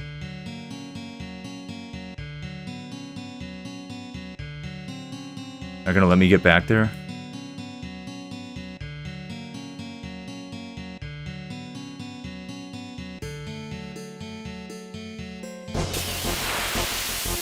I didn't turn the encounters off.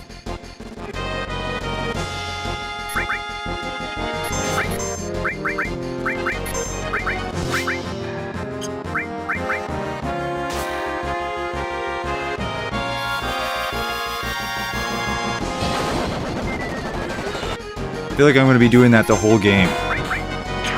Until it finally... Right? Until I finally outclass it.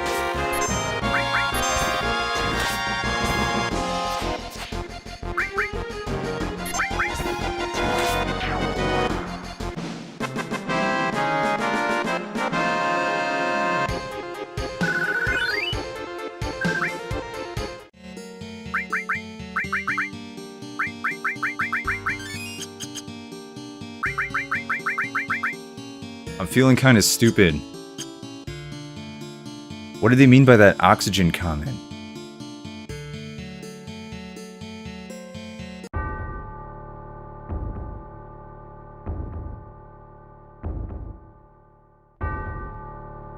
Maybe I'm just a fake fan.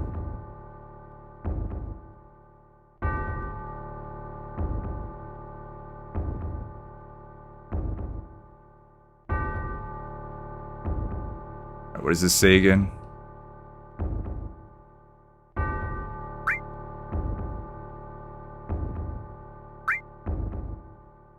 The lid of the box with the most oxygen.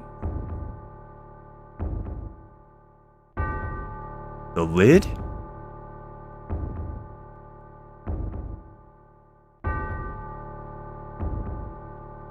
Oh, the plant room? Plants produce oxygen, right?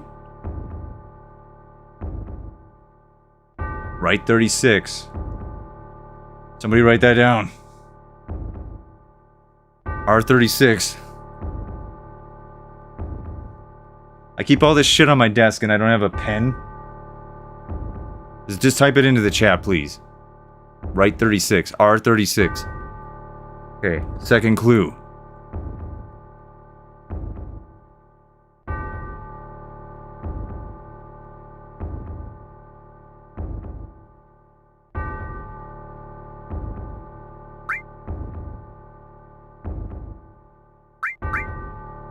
Behind the ivories short of T and Ray. R36, okay. Behind the ivories short of T and Ray. Is there a table where people are drinking tea?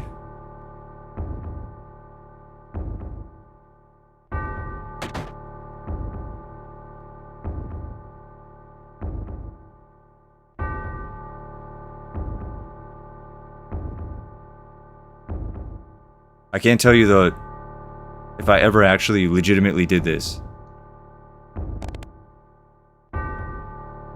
Left 10.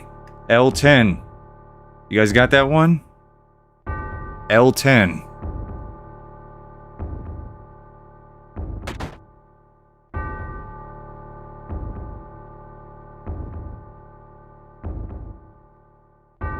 They make you read this whole shit every time.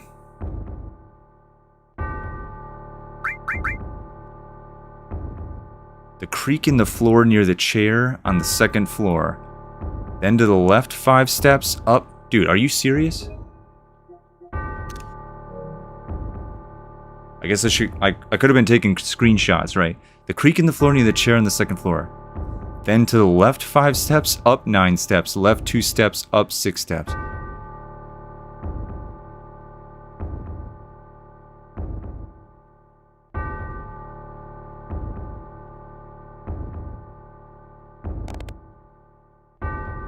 Okay, here we go. I heard the noise. The left 5 steps. Hang on, all right. 1, 2, 3, 4, 5.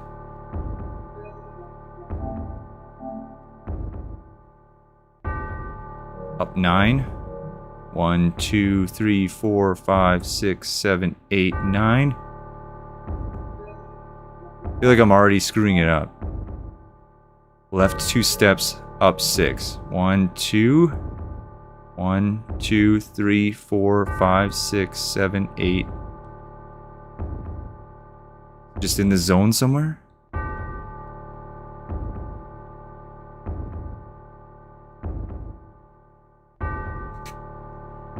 So we were here, right? 1, 1, 2, 1, 2, 3, 4, 5, 6.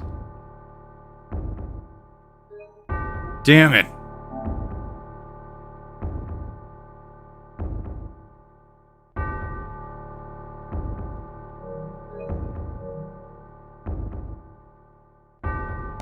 Got it. R59. R59. I think there's a 4th one.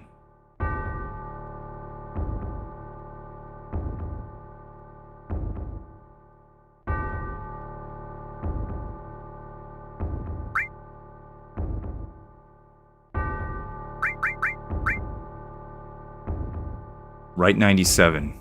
Okay. Okay, then right 97.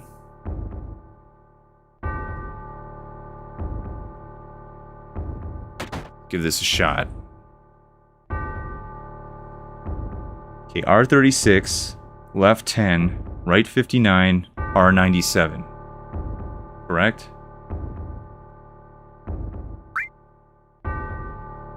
Shit. Left 10. You can't overdo it. Right 59. Right 97. Yeah! Let's go!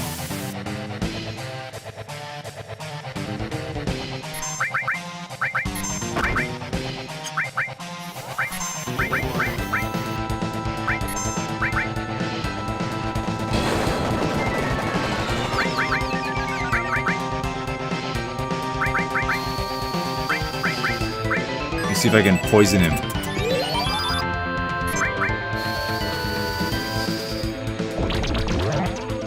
Yeah. Okay, do we have to mix up our attack? He has this thing where if he goes all the way red or all the way purple, he's either gonna only take physical damage or only take magical damage.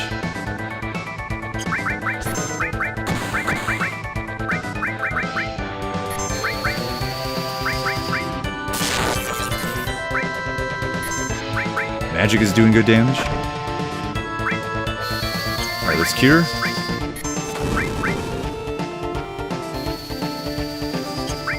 Got a summon.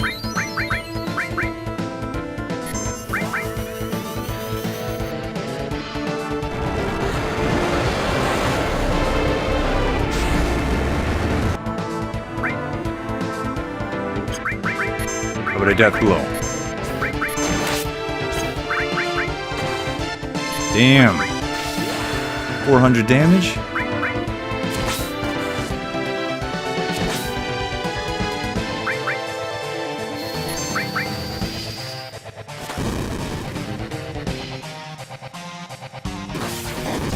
Son of a...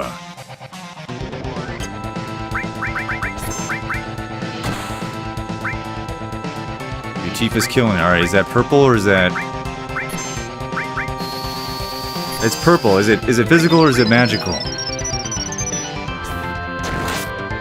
Magic? Holy shit, he's doing a lot of damage.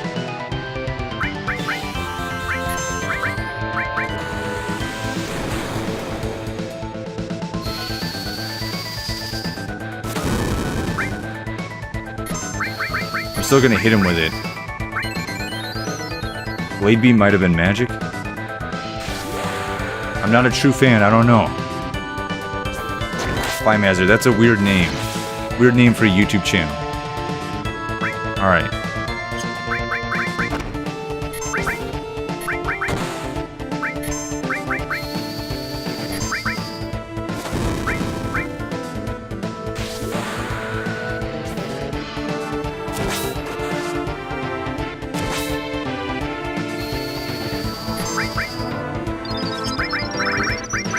See this work?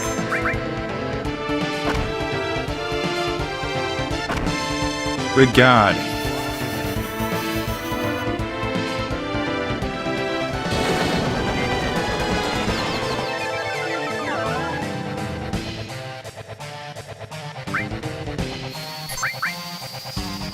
The magic build is not a good build. It's much better if you get physical.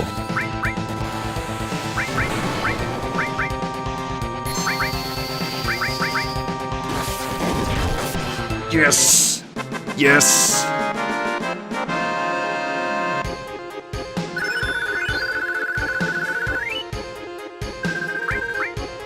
Not a fan of your old channel name? What are you talking about? That never was my channel name. I've always been Bardic.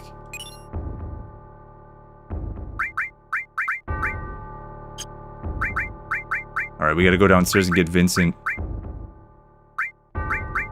Throw Odin here.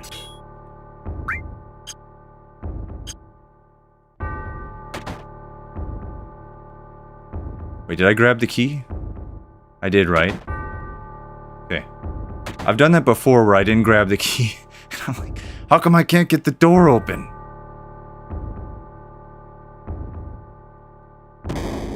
Looking like a complete fool.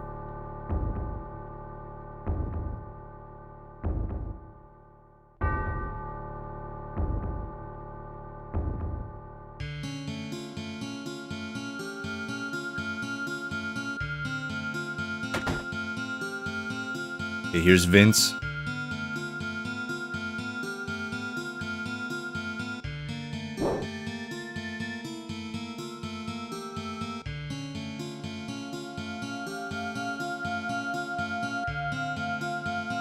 You were having a nightmare. How bad was your dream? A nightmare? My long sleep has given me time to atone. What are you saying? I have nothing to say to strangers. Get out. This mansion is the beginning of your nightmare. You can say that again.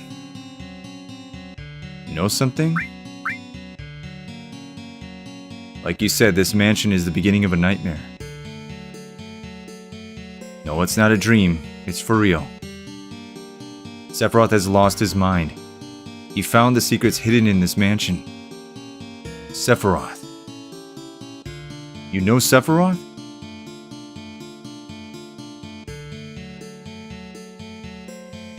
This game is so cool, man. You start first.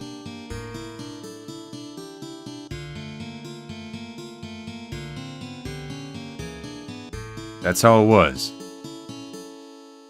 So Sephiroth knows he was created 5 years ago, and about the Genova project?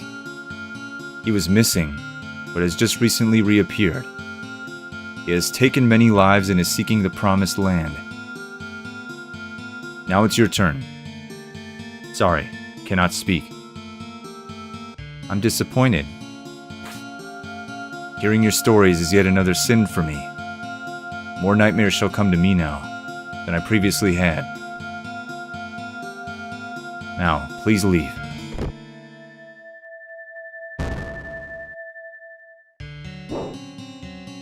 Get out of there! Who are you? At least tell us your name. I was with Shinra Manufacturing and Administrative Research, also known as the Turks. Vincent. You know those little belts on his kind of like turtlenecky coat thing? I always thought it was his hand going like this. I thought that for like 20 years. That he had his hand over his mouth.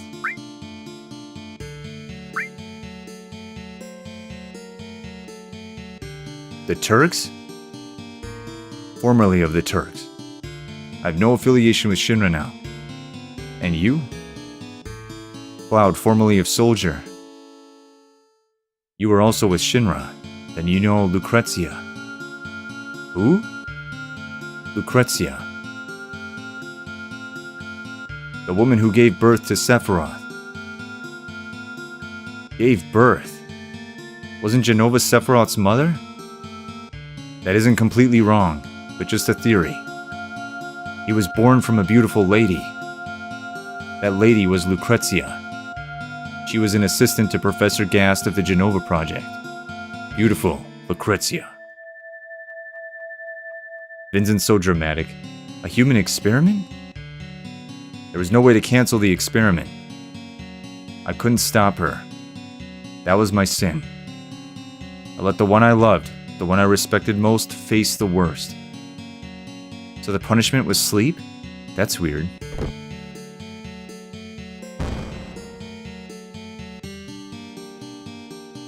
Now we leave and he's gonna join us? Wait. If I go with you, will I meet Hojo? Don't know, but we're after him and Sephiroth. So I guess sooner or later. Lucrezia. Alright, I've decided to go with you. What? You're coming with us? Being a former Turk, I may be of help. Alright then. So like 1997, man, right? This guy in the basement. Okay, you want to come with us? Alright. Come on. Yeah, Vincent's cool, but I don't know. I don't like his limit break in this game. Once he goes into limit break, he kind of just goes berserk, and you can't tell him to do anything. He's stuck like that the entire battle. So, running out of breath and my voice is cracking. So yeah, I don't normally use him for that reason. It's not because I dislike him, but...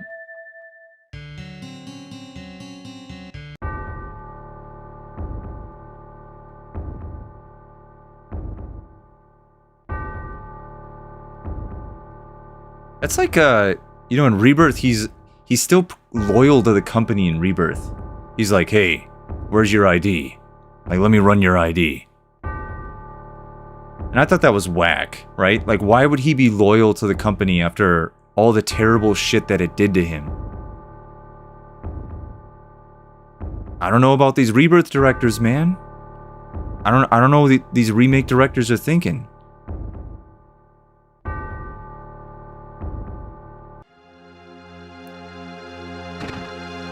Kate Sith is cooler? My ass.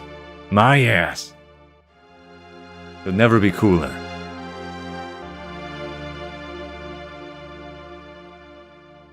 Time to climb this mountain. Oh, I should rest.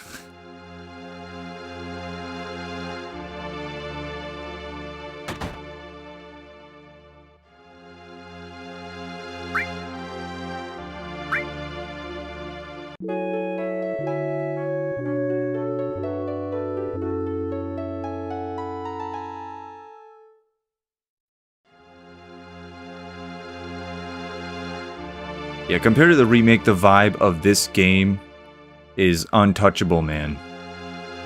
The vibe is so much better here.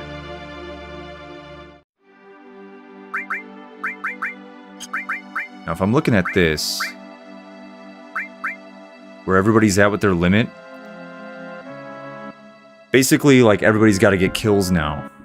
It doesn't matter now. Everybody can kill anything. It's going to be very convenient. I guess I'd want Yuffie to get him.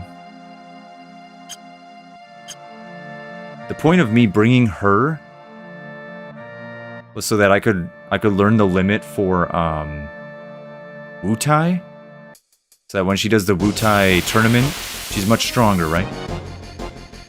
I don't know if that's gonna work out.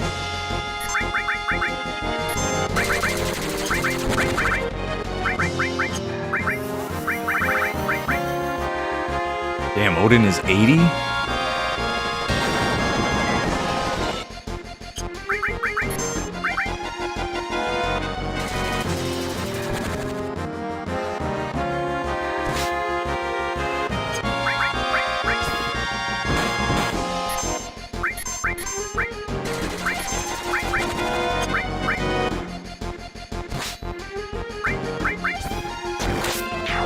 Damn it. Whatever, man. If Yuffie gets it, she gets it.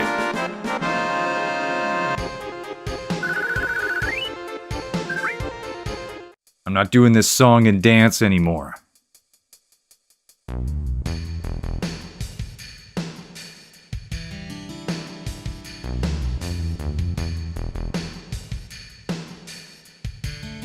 Should give her a different materia, though. Odin is strong, but he's expensive. Titan's about half. How much is Ifrit?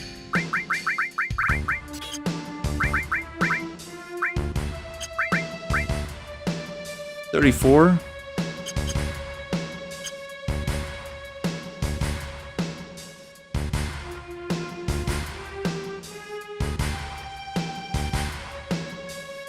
Now, where am I? Okay. This was my favorite weapon as a kid.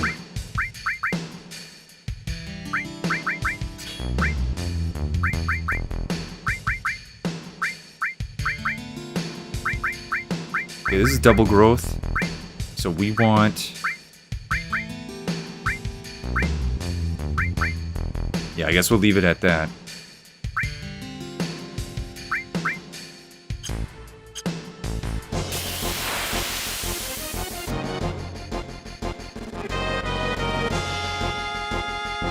Here's what we're gonna do. This, and then this. Hopefully this is just gonna wipe them out.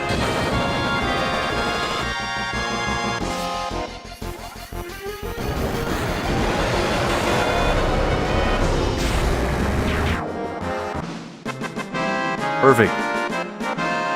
Perfect.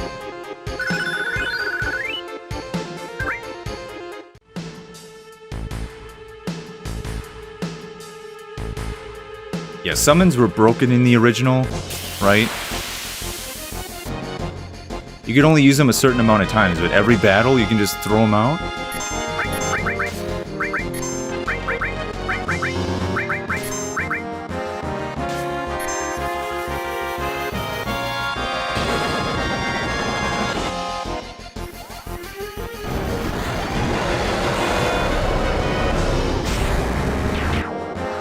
Dude, 1,300?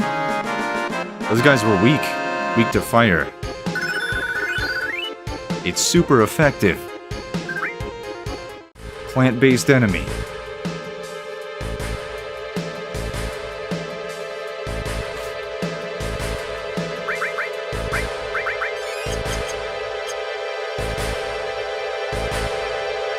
I go up here? Oh, there is an item up here. Can I hop down?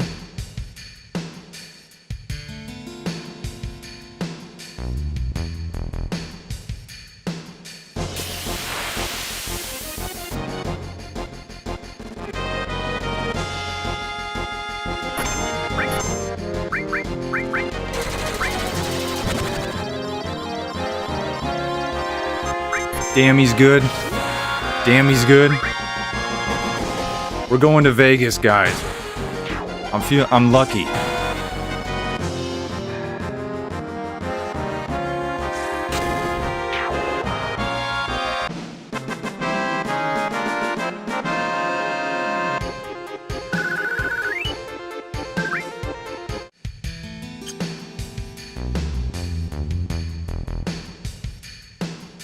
Damn, I feel like I'm climbing Mount Everest right now. Took a long time to get up there. I'm going all the way down.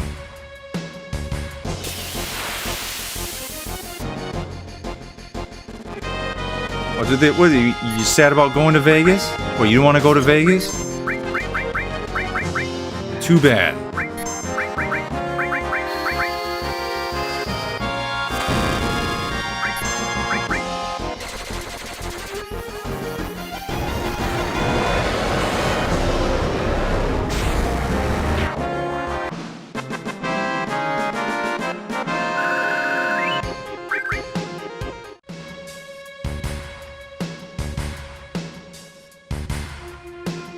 All that climbing for a Red 13 weapon.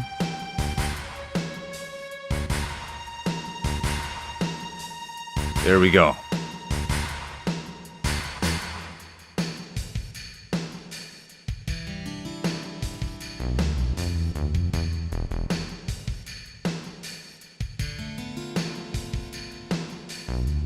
The pipes.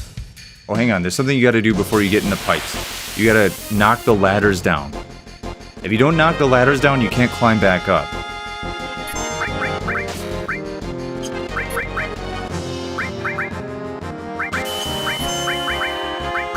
Man, what if we just do this? Oh, she's stuck now.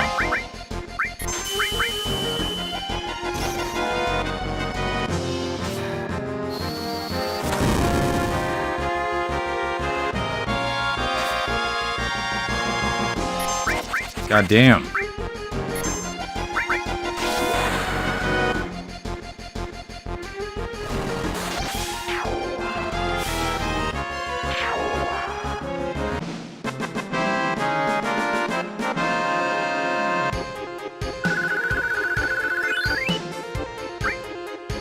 Am I good at this game? You guys can tell me. I like compliments. Hey, why didn't anybody tell me I didn't have my background on, huh? You guys sleeping on the job? You gonna get far in this world like that? Where am I? Bam. Okay.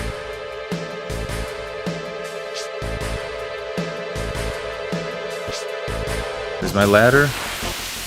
The other ladder have to be activated?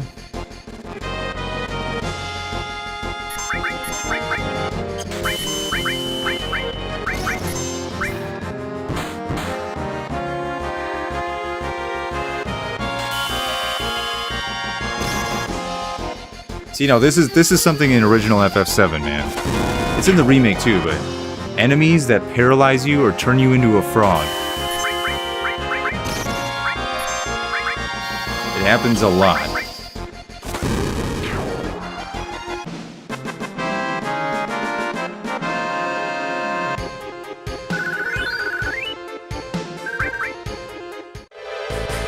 I don't think I could personally go with all that ice stuff happening. There's no ice in Vegas, dude.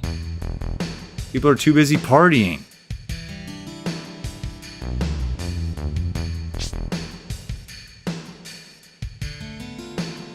Damn, I'm gonna have to just try out these pipes.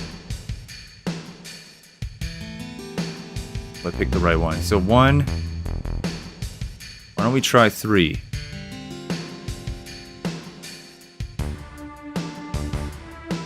That one sucked.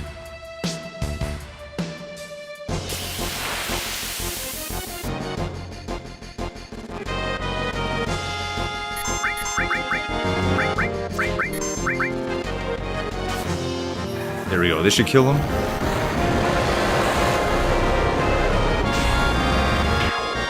Nice.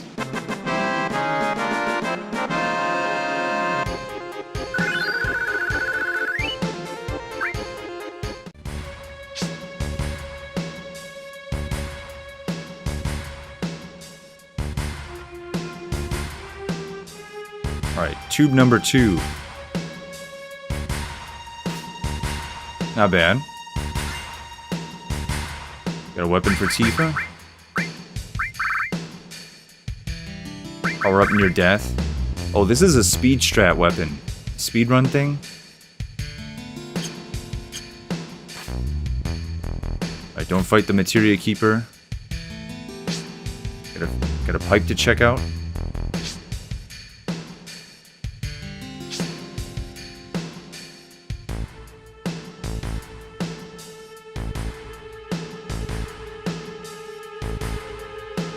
Check out 4.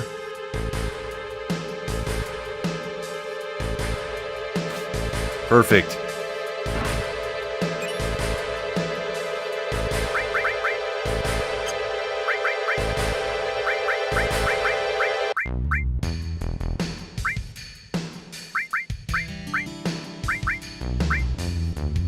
Huh.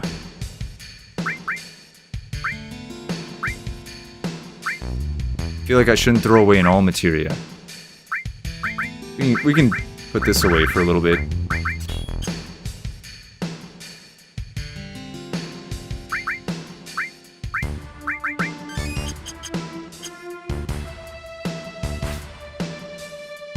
Finish this up.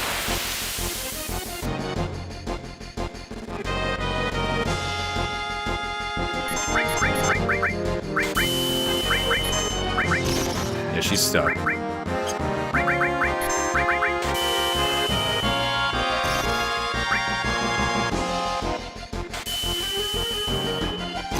All right, great.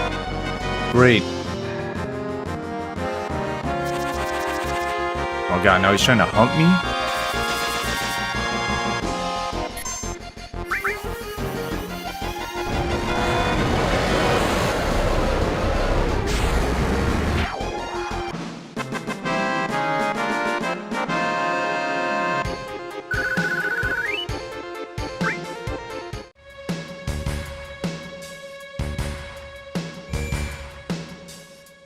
This guy's gonna be harder to fight without Aerith. I have a whole strat with Aerith where I paralyze him and beat the shit out of him. I'm gonna have to do this the real way now.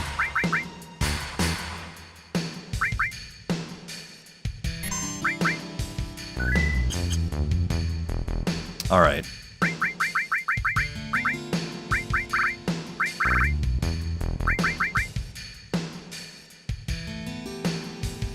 Wait, if you put this on attack, can you stop him? No, wait. You need to have, like, Hades. That's right, Hades.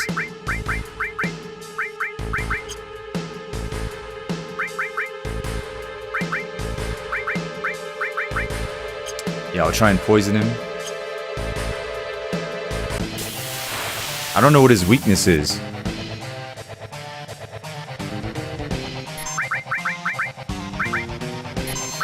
Get poisoned.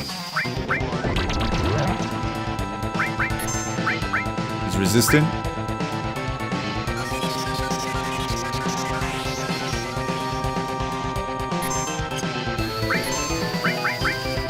Oh nice, this does heal everybody. So he's okay, he absorbs fire, so I'm gonna use some ice.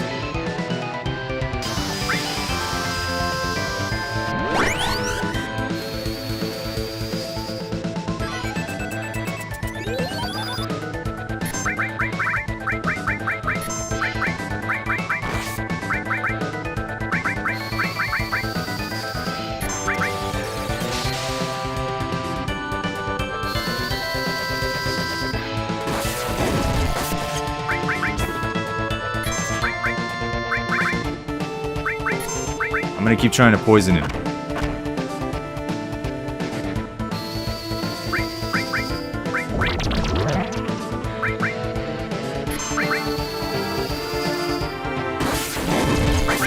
I'm gonna be real, I don't think he gives a shit.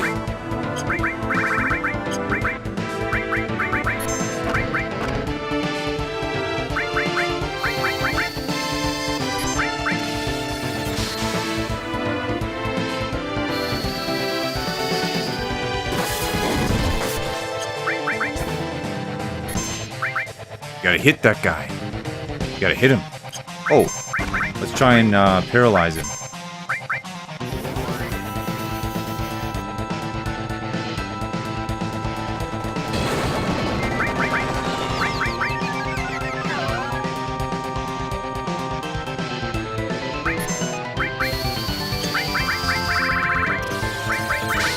Didn't work.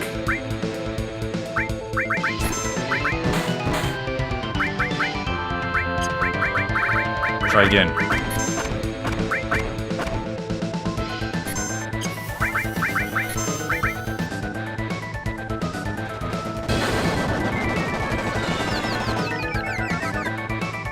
No good.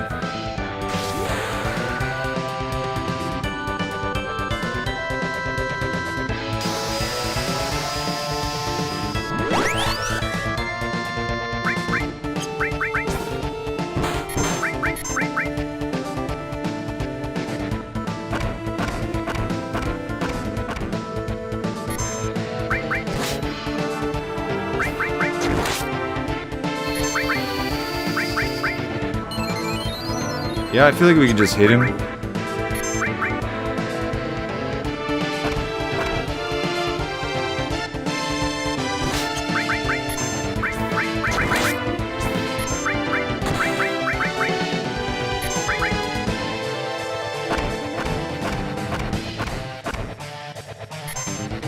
Damn, he's got a thing for her.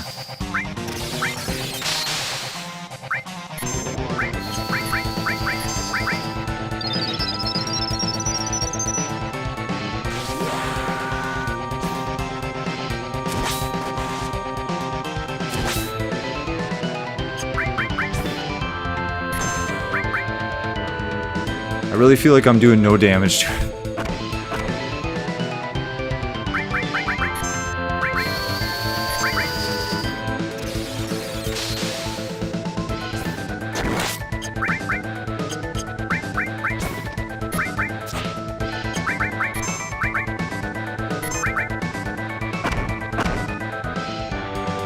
Now you've done it.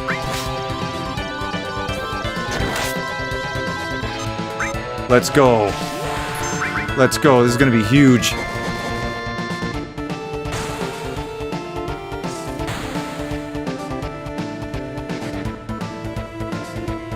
Ugh.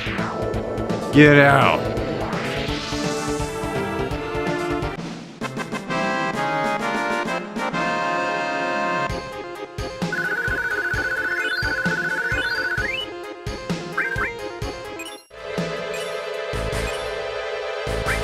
Oh yeah.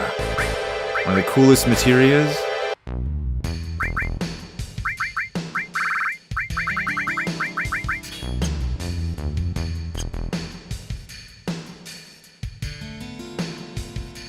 You can go to the reactor, but I don't think there's anything there. Let's move on.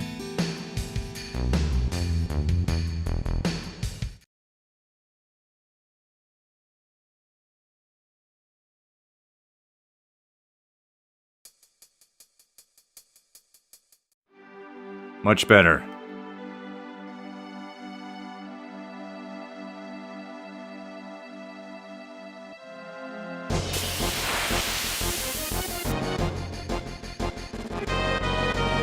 What is this shit?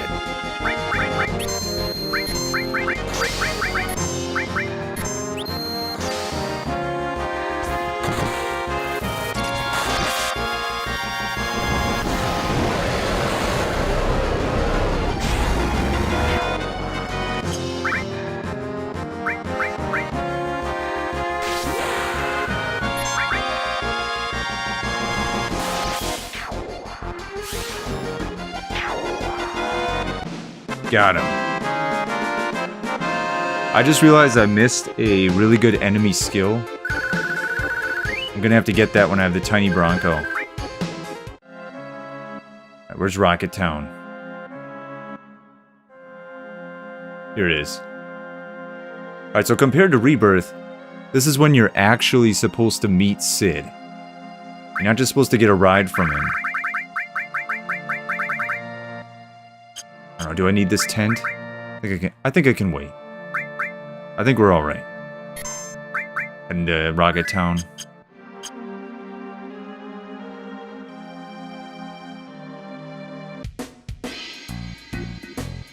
What's that?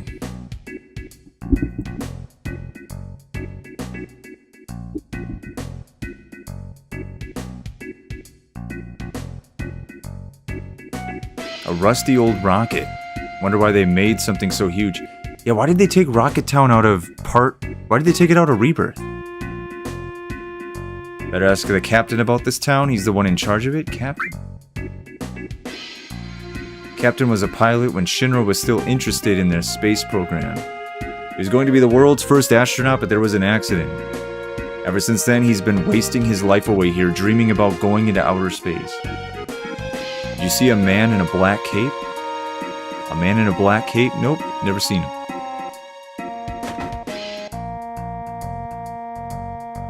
Look at all these guns.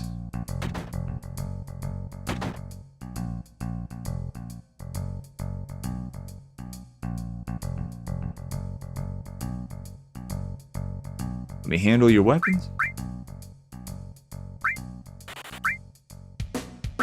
Yeah, this is actually some good stuff. What the hell? This is really good stuff.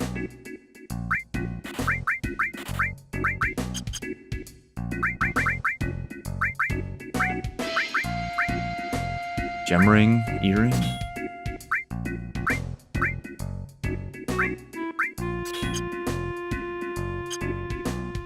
Oh yeah, the gold armlet.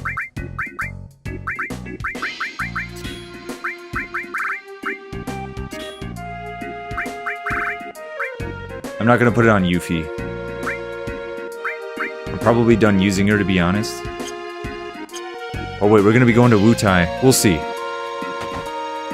We'll have Sid for a little bit, then Yuffie.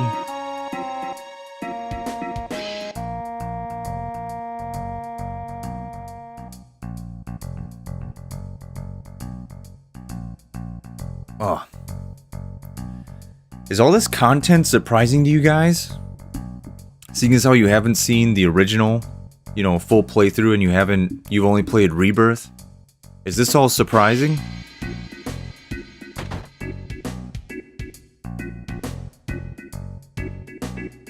Is it real or fake?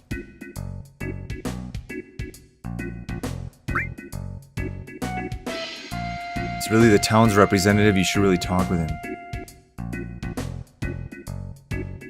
Wrinkle easier heart. Yeah, with Rocket Town not being in Rebirth, that's even more stuff they have to fit into Part 3. I'm in here. You guys ever experienced that public restroom? I hate that, man. I hate that. Someone knocked. I'm in here! I'm in here! And usually you won't hear, sometimes the people will say nothing, or they'll be like, oh, sorry. Sorry about that.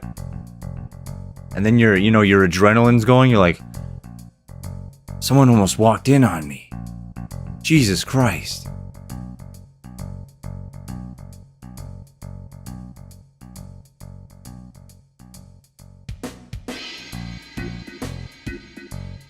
Yeah, it's pretty interesting. I haven't played the remakes. Well, you've seen them. You've seen me play them. Does it say Shanghai Tay? No, Shanhaj? I don't know. I don't know what that says. But for watching streams, I mostly remember Costa del Sol or that other place with the games, I think. Oh, Gold Saucer? Yeah. Alright, now we gotta look at this rocket with the old man and, you know, make sure he doesn't do anything with his hands. This used to be a Shinra base where they launched rockets. You saw the leaning rocket, right? That's the Shinra number 26. Never got off the ground, though. Gotta keep talking to him. It just looms there. That's how the town got its name. Shinra number 26. Wanna look at the rocket with me? Take a look.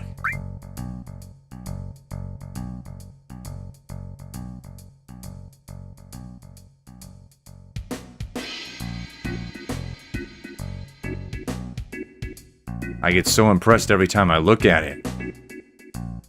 That rocket is a phallic symbol, right? Sorry to get you into this. For me, it's kind of a hobby. But out of appreciation, let me give you this. I wish you'd take care of it and use it. This game is so 1997. Like, what? You talk to a random old guy twice and he gives you a weapon. Yeah, it's stronger, but only 2 slots?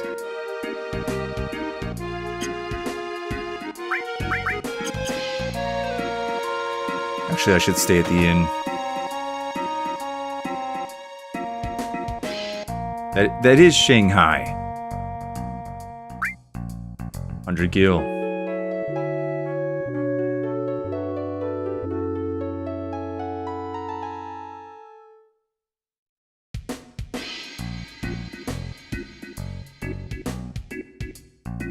What's this guy say? The rusted out rocket is all that remains of Shinra's space program.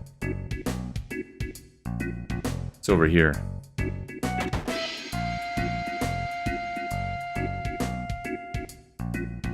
So bored, isn't there anything that can excite me? This guy is me right now. This is me waiting for part 3, right? I keep tuning into all the streams, right? And all the streams keep disappointing me. And then after the streams, I sit on the couch and I do this. Wondering where the fuck my game is. Square.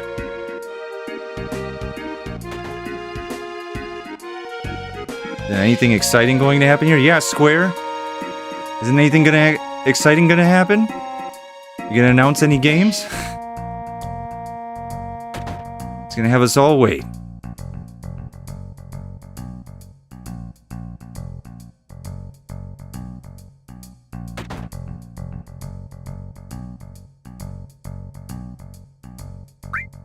He's gotta tell me it's the item shop because he thinks I'm stupid. This is the item shop. Okay, I got it.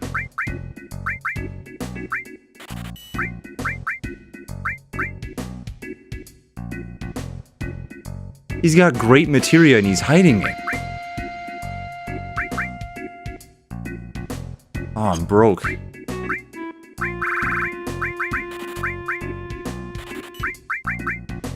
I sell this now? Yeah.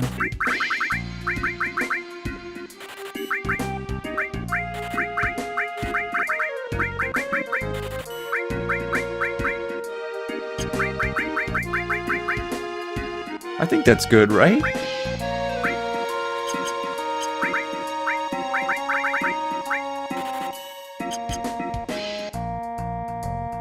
Yeah, that's a good material. I wonder if I should buy another one.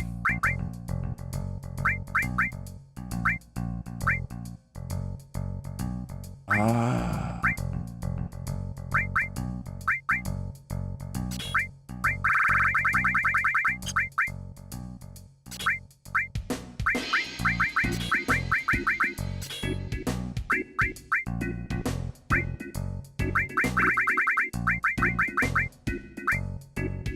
D-barrier? D-spell. I guess you don't even need to level this, right? Because you got what you need right there.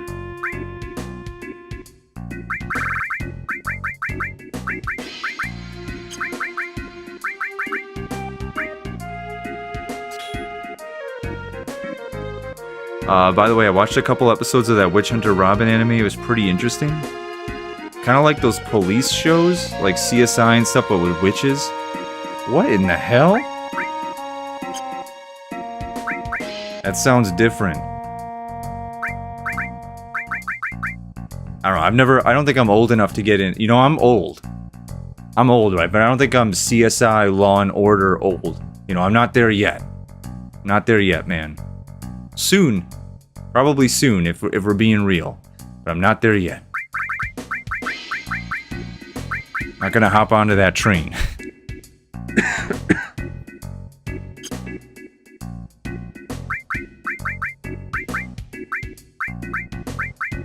I don't think I need another fire. What am I doing?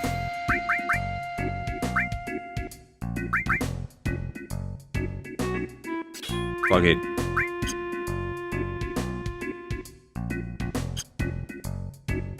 I used to watch those shows when I was a kid. You'd watch CSI and Law and Order when you were a kid? Did you have nightmares?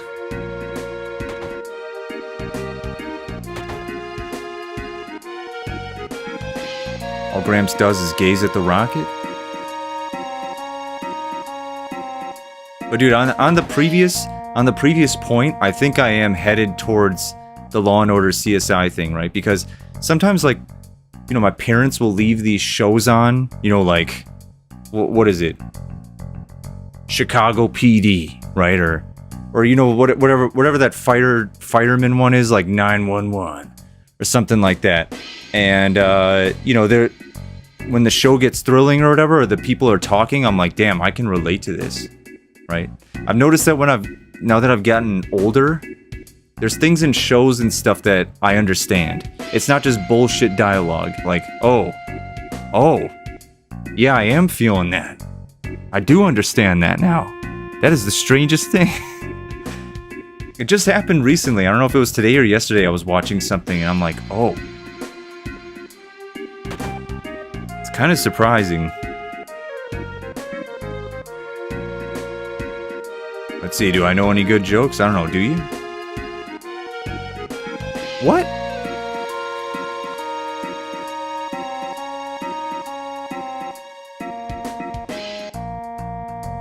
Thought he was gonna tell a joke.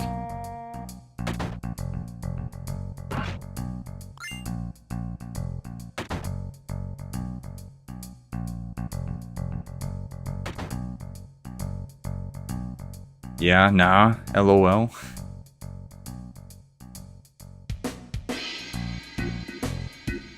I don't know, it's just been kind of weird, right? With songs, song lyrics, and those shows, man.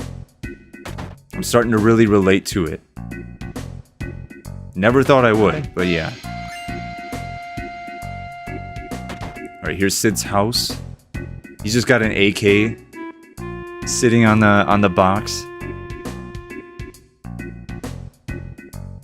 Is this a car? He has a car in his house? Oh, this is his garage.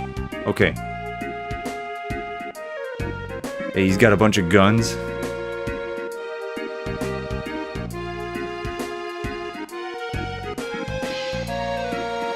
Alright, let's go meet Sid.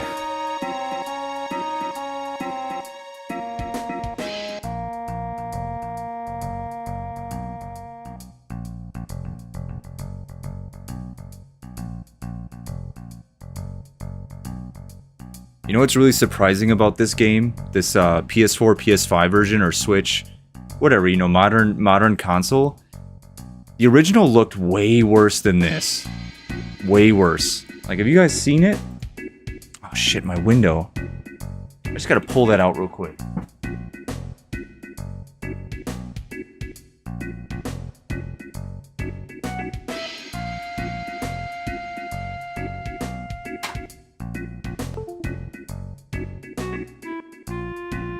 Kept going to my TV. Okay, check this out. I've been seeing stuff online, little videos that I watch.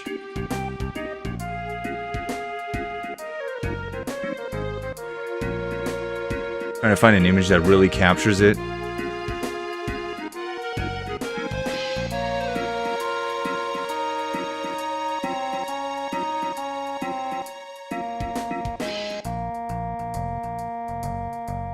I think everybody's uploading stuff from the modern era.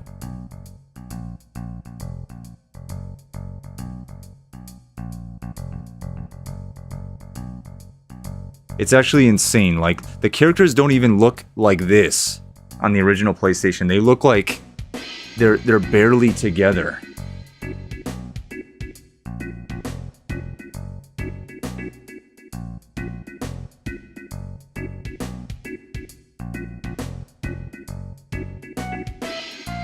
Yeah, let's try this.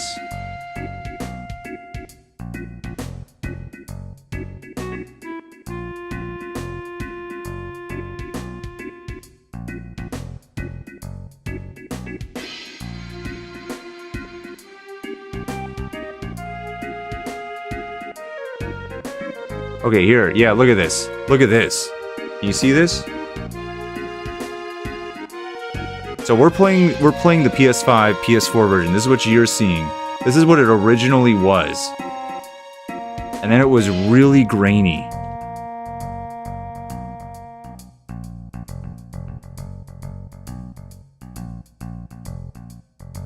Look at this guy right here. So we're actually playing a remaster. I know that's hard to believe.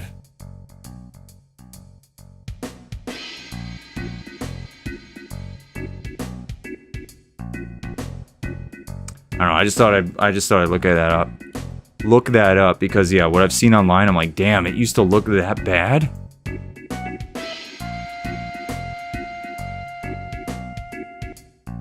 Anyway, I'm not finding any good images, so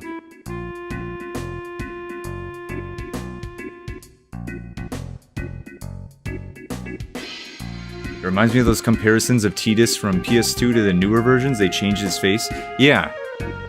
Yeah, his face doesn't, his face isn't horrible in the HD remaster, but I don't know, it's not as good in my opinion. I'm kind of right there with the FF10 community.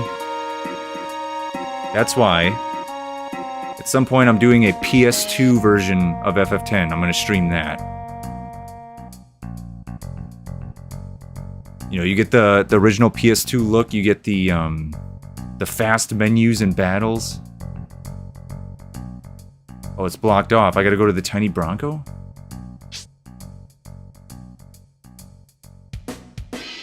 Get my order of events mixed up?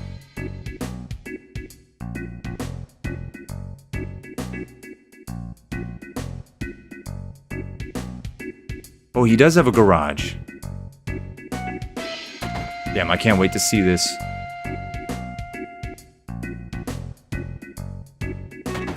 I can't wait to see this in part 3.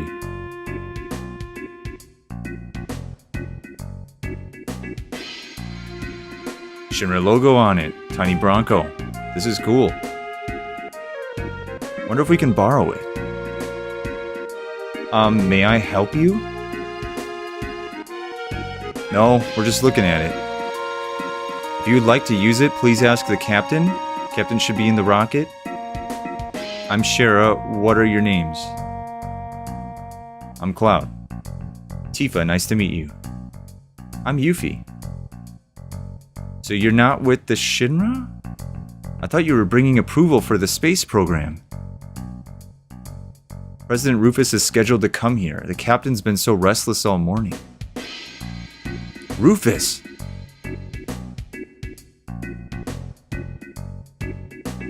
That's right, Shinra's coming to town.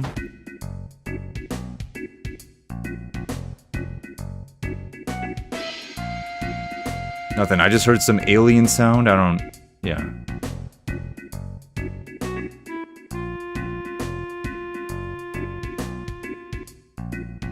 So now we go up.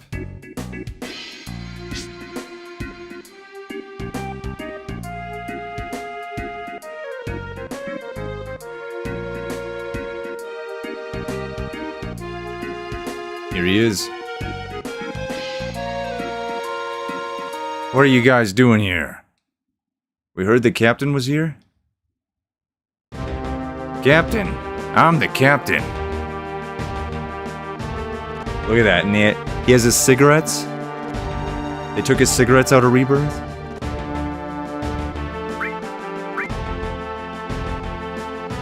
The name's Sid. Everyone calls me Captain, though. What do you want?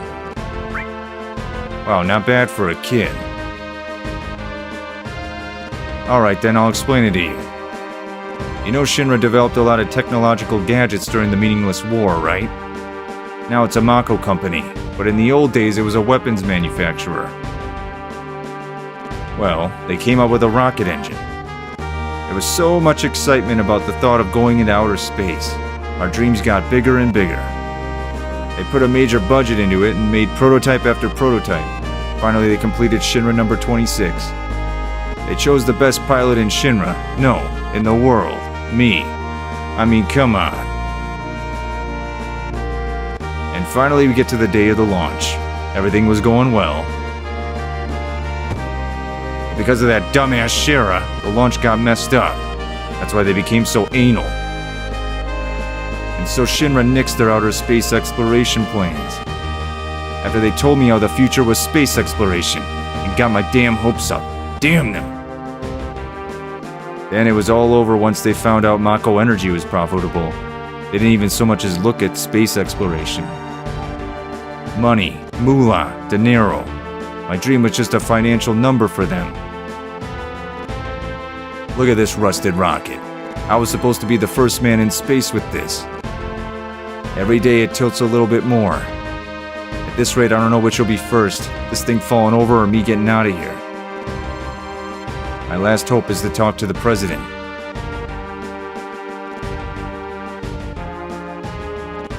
So he's been hanging out in this rocket for like years. You know, hoping that Shinra's gonna come back and repair it so that he can go into space. He's not just some taxi guy, like they made him in Rebirth.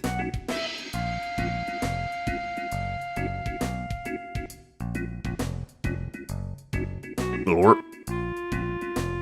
Why are you typing that? What does that even mean? Damn, you guys didn't tell me I look like a crack addict today. I look like I'm about to fucking sell you drugs. Why didn't you say anything?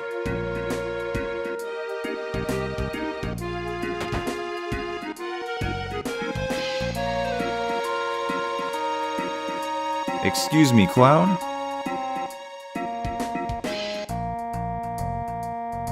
Did the captain say anything? Nope. Oh. Fuck, Shara, what are you, blind? We got guests. Get some tea. Fuck. I'm sorry.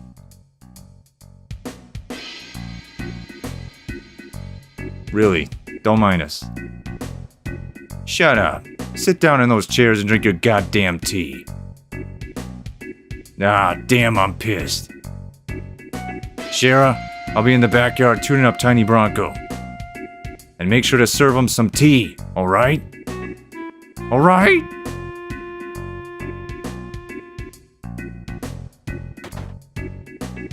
Poor Shara. Sorry, it's all our fault. No, he's always like this. What's his prob? I'm gonna go clean that guy's clock.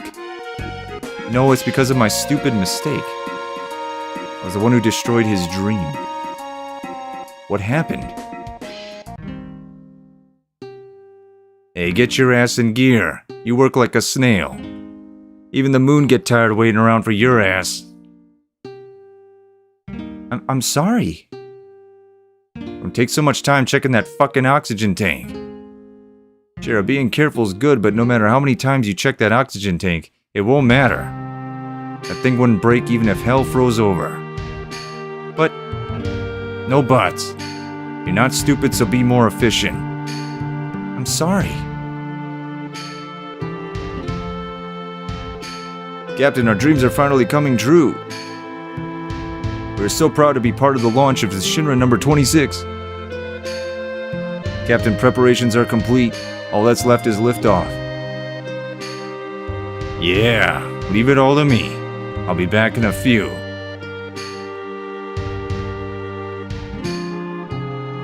Alright, Captain, fire dreams in outer space. Thanks, guys. Rain for you. What is that? Some like Gen Z? You cringing at my reading? Instrument panel, all clear. Shinra number 26 ready for launch. Engine pressure rising. Shinra number 26, 3 minutes to launch. Beginning countdown. Finally. What the? What happened? Said we have an emergency situation. A mechanic is still in the engine section of the rocket. What? Who is the little shit?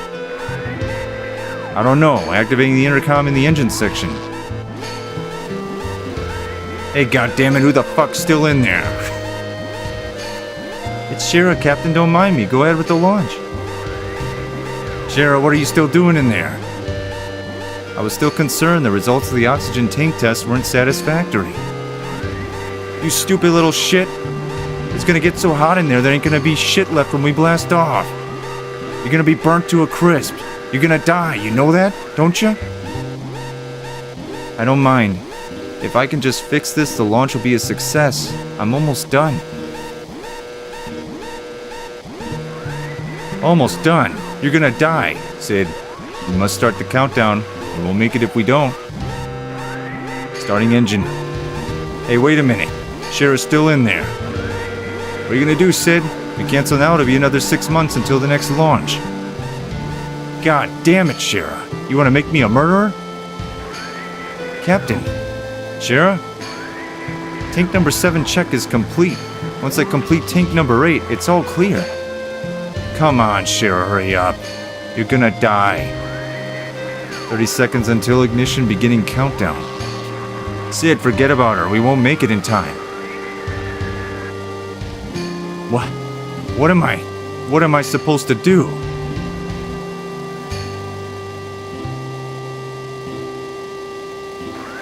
"15 seconds until ignition, internal temperature rising." Oh man, the moon, outer space, my dreams.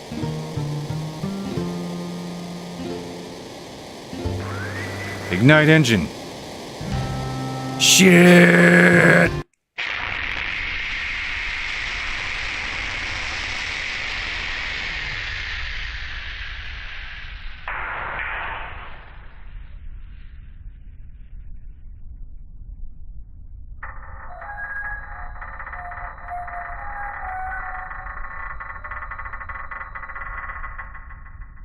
What even stopped it from, you know, not fully falling down?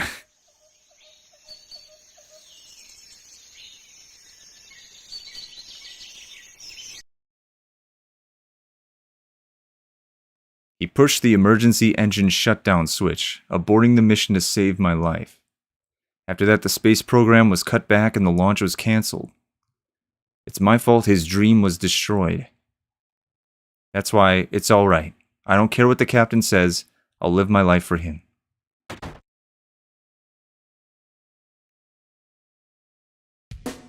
Shara, you still haven't served him tea.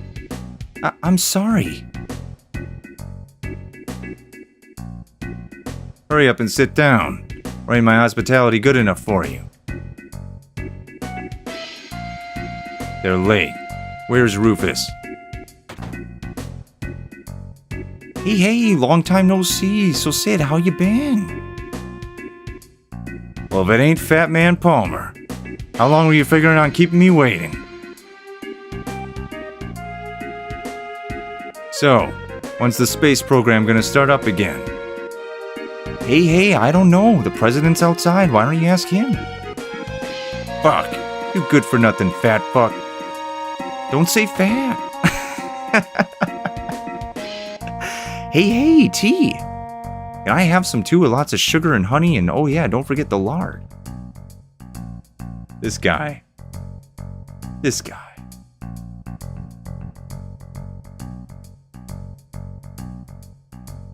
What the? You got me all excited for nothing? And what'd you come here for? I want to borrow the tiny Bronco. We're going after Sephiroth, but seems like we've been going in the wrong direction. But now we think we know where he's headed. But we have to cross the ocean.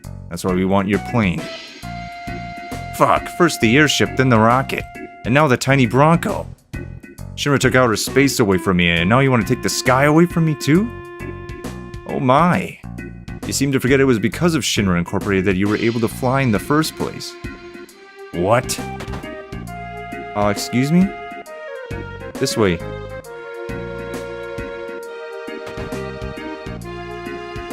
You want to use the tiny Bronco, right? I believe Palmer's going to take it. Why don't you talk to him? This guy's trying to steal it. Why do I have to do this? I'm the head of the space program.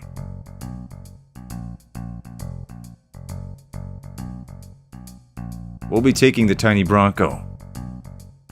I've seen you somewhere before. I know the Shinra building. When the president was killed. Oh. Security. You're on your own, Palmer. It's gonna get rowdy. Oh, look at... Oh. What is going on here? I forgot he did that.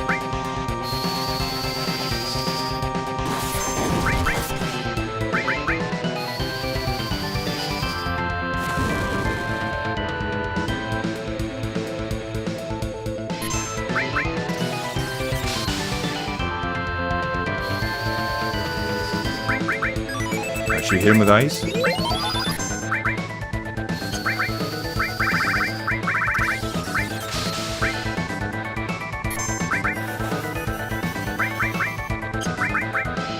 Scrolling on Twitter, saw this post saying that their new title Killer Inn launched and didn't even reach 1K players.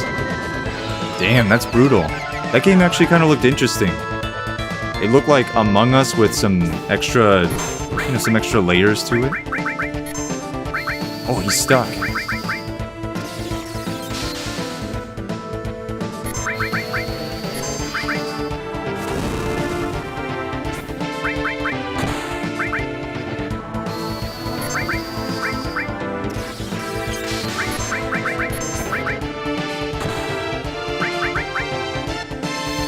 How is he not dead?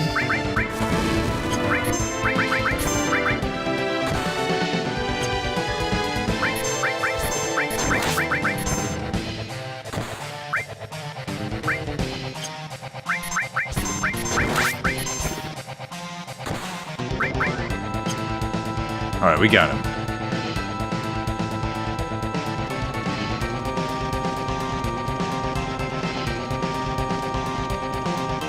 Dude, I feel like that's standard for the course now. Like, if you're not creating a AAA game that's really gonna knock people's socks off, I don't think anybody's really interested in playing it. Streamers will play it for content, and they'll make a video like, yeah, this thing totally sucks. Right? That's just what people have been doing the last 2 or 3 years. Nothing really takes off.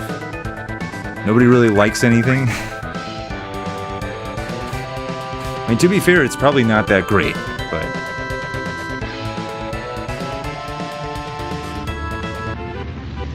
Forget it, get in.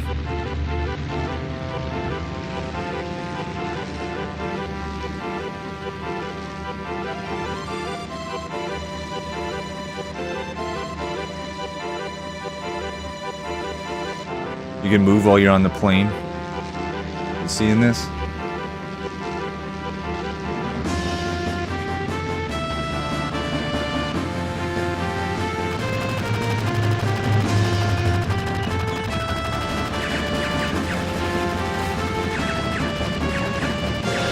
Dude, if the plane was flying so slow that Sid could run up to it, couldn't the Shinra guys just run up to it? Fuck, the tail's been hit. Emergency landing. This is gonna be a big splash. Hold on to your drawers and don't piss in them.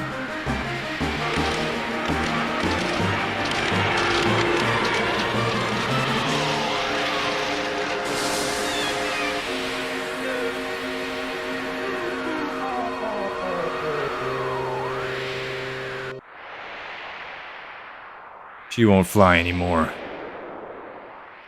Can't we use it as a boat? Fuck, do whatever you want. Sid, what will you do now? I don't know, I'm history with the Shinra, and I've given up on that town. How about your wife, Shira? Wife? Don't make me laugh. Just thinking about marrying her gives me the chills. What are you guys gonna do? We're going after a man named Sephiroth. We'll have to get Rufus of the Shinra someday, too. I don't know about any of that, but... What the hell? Sign me up. How about it, everyone? Whatever. Glad to be aboard, numbskulls? Numbskulls? Yeah, anyone stupid enough to go up against Shinra nowadays has gotta be a numbskull.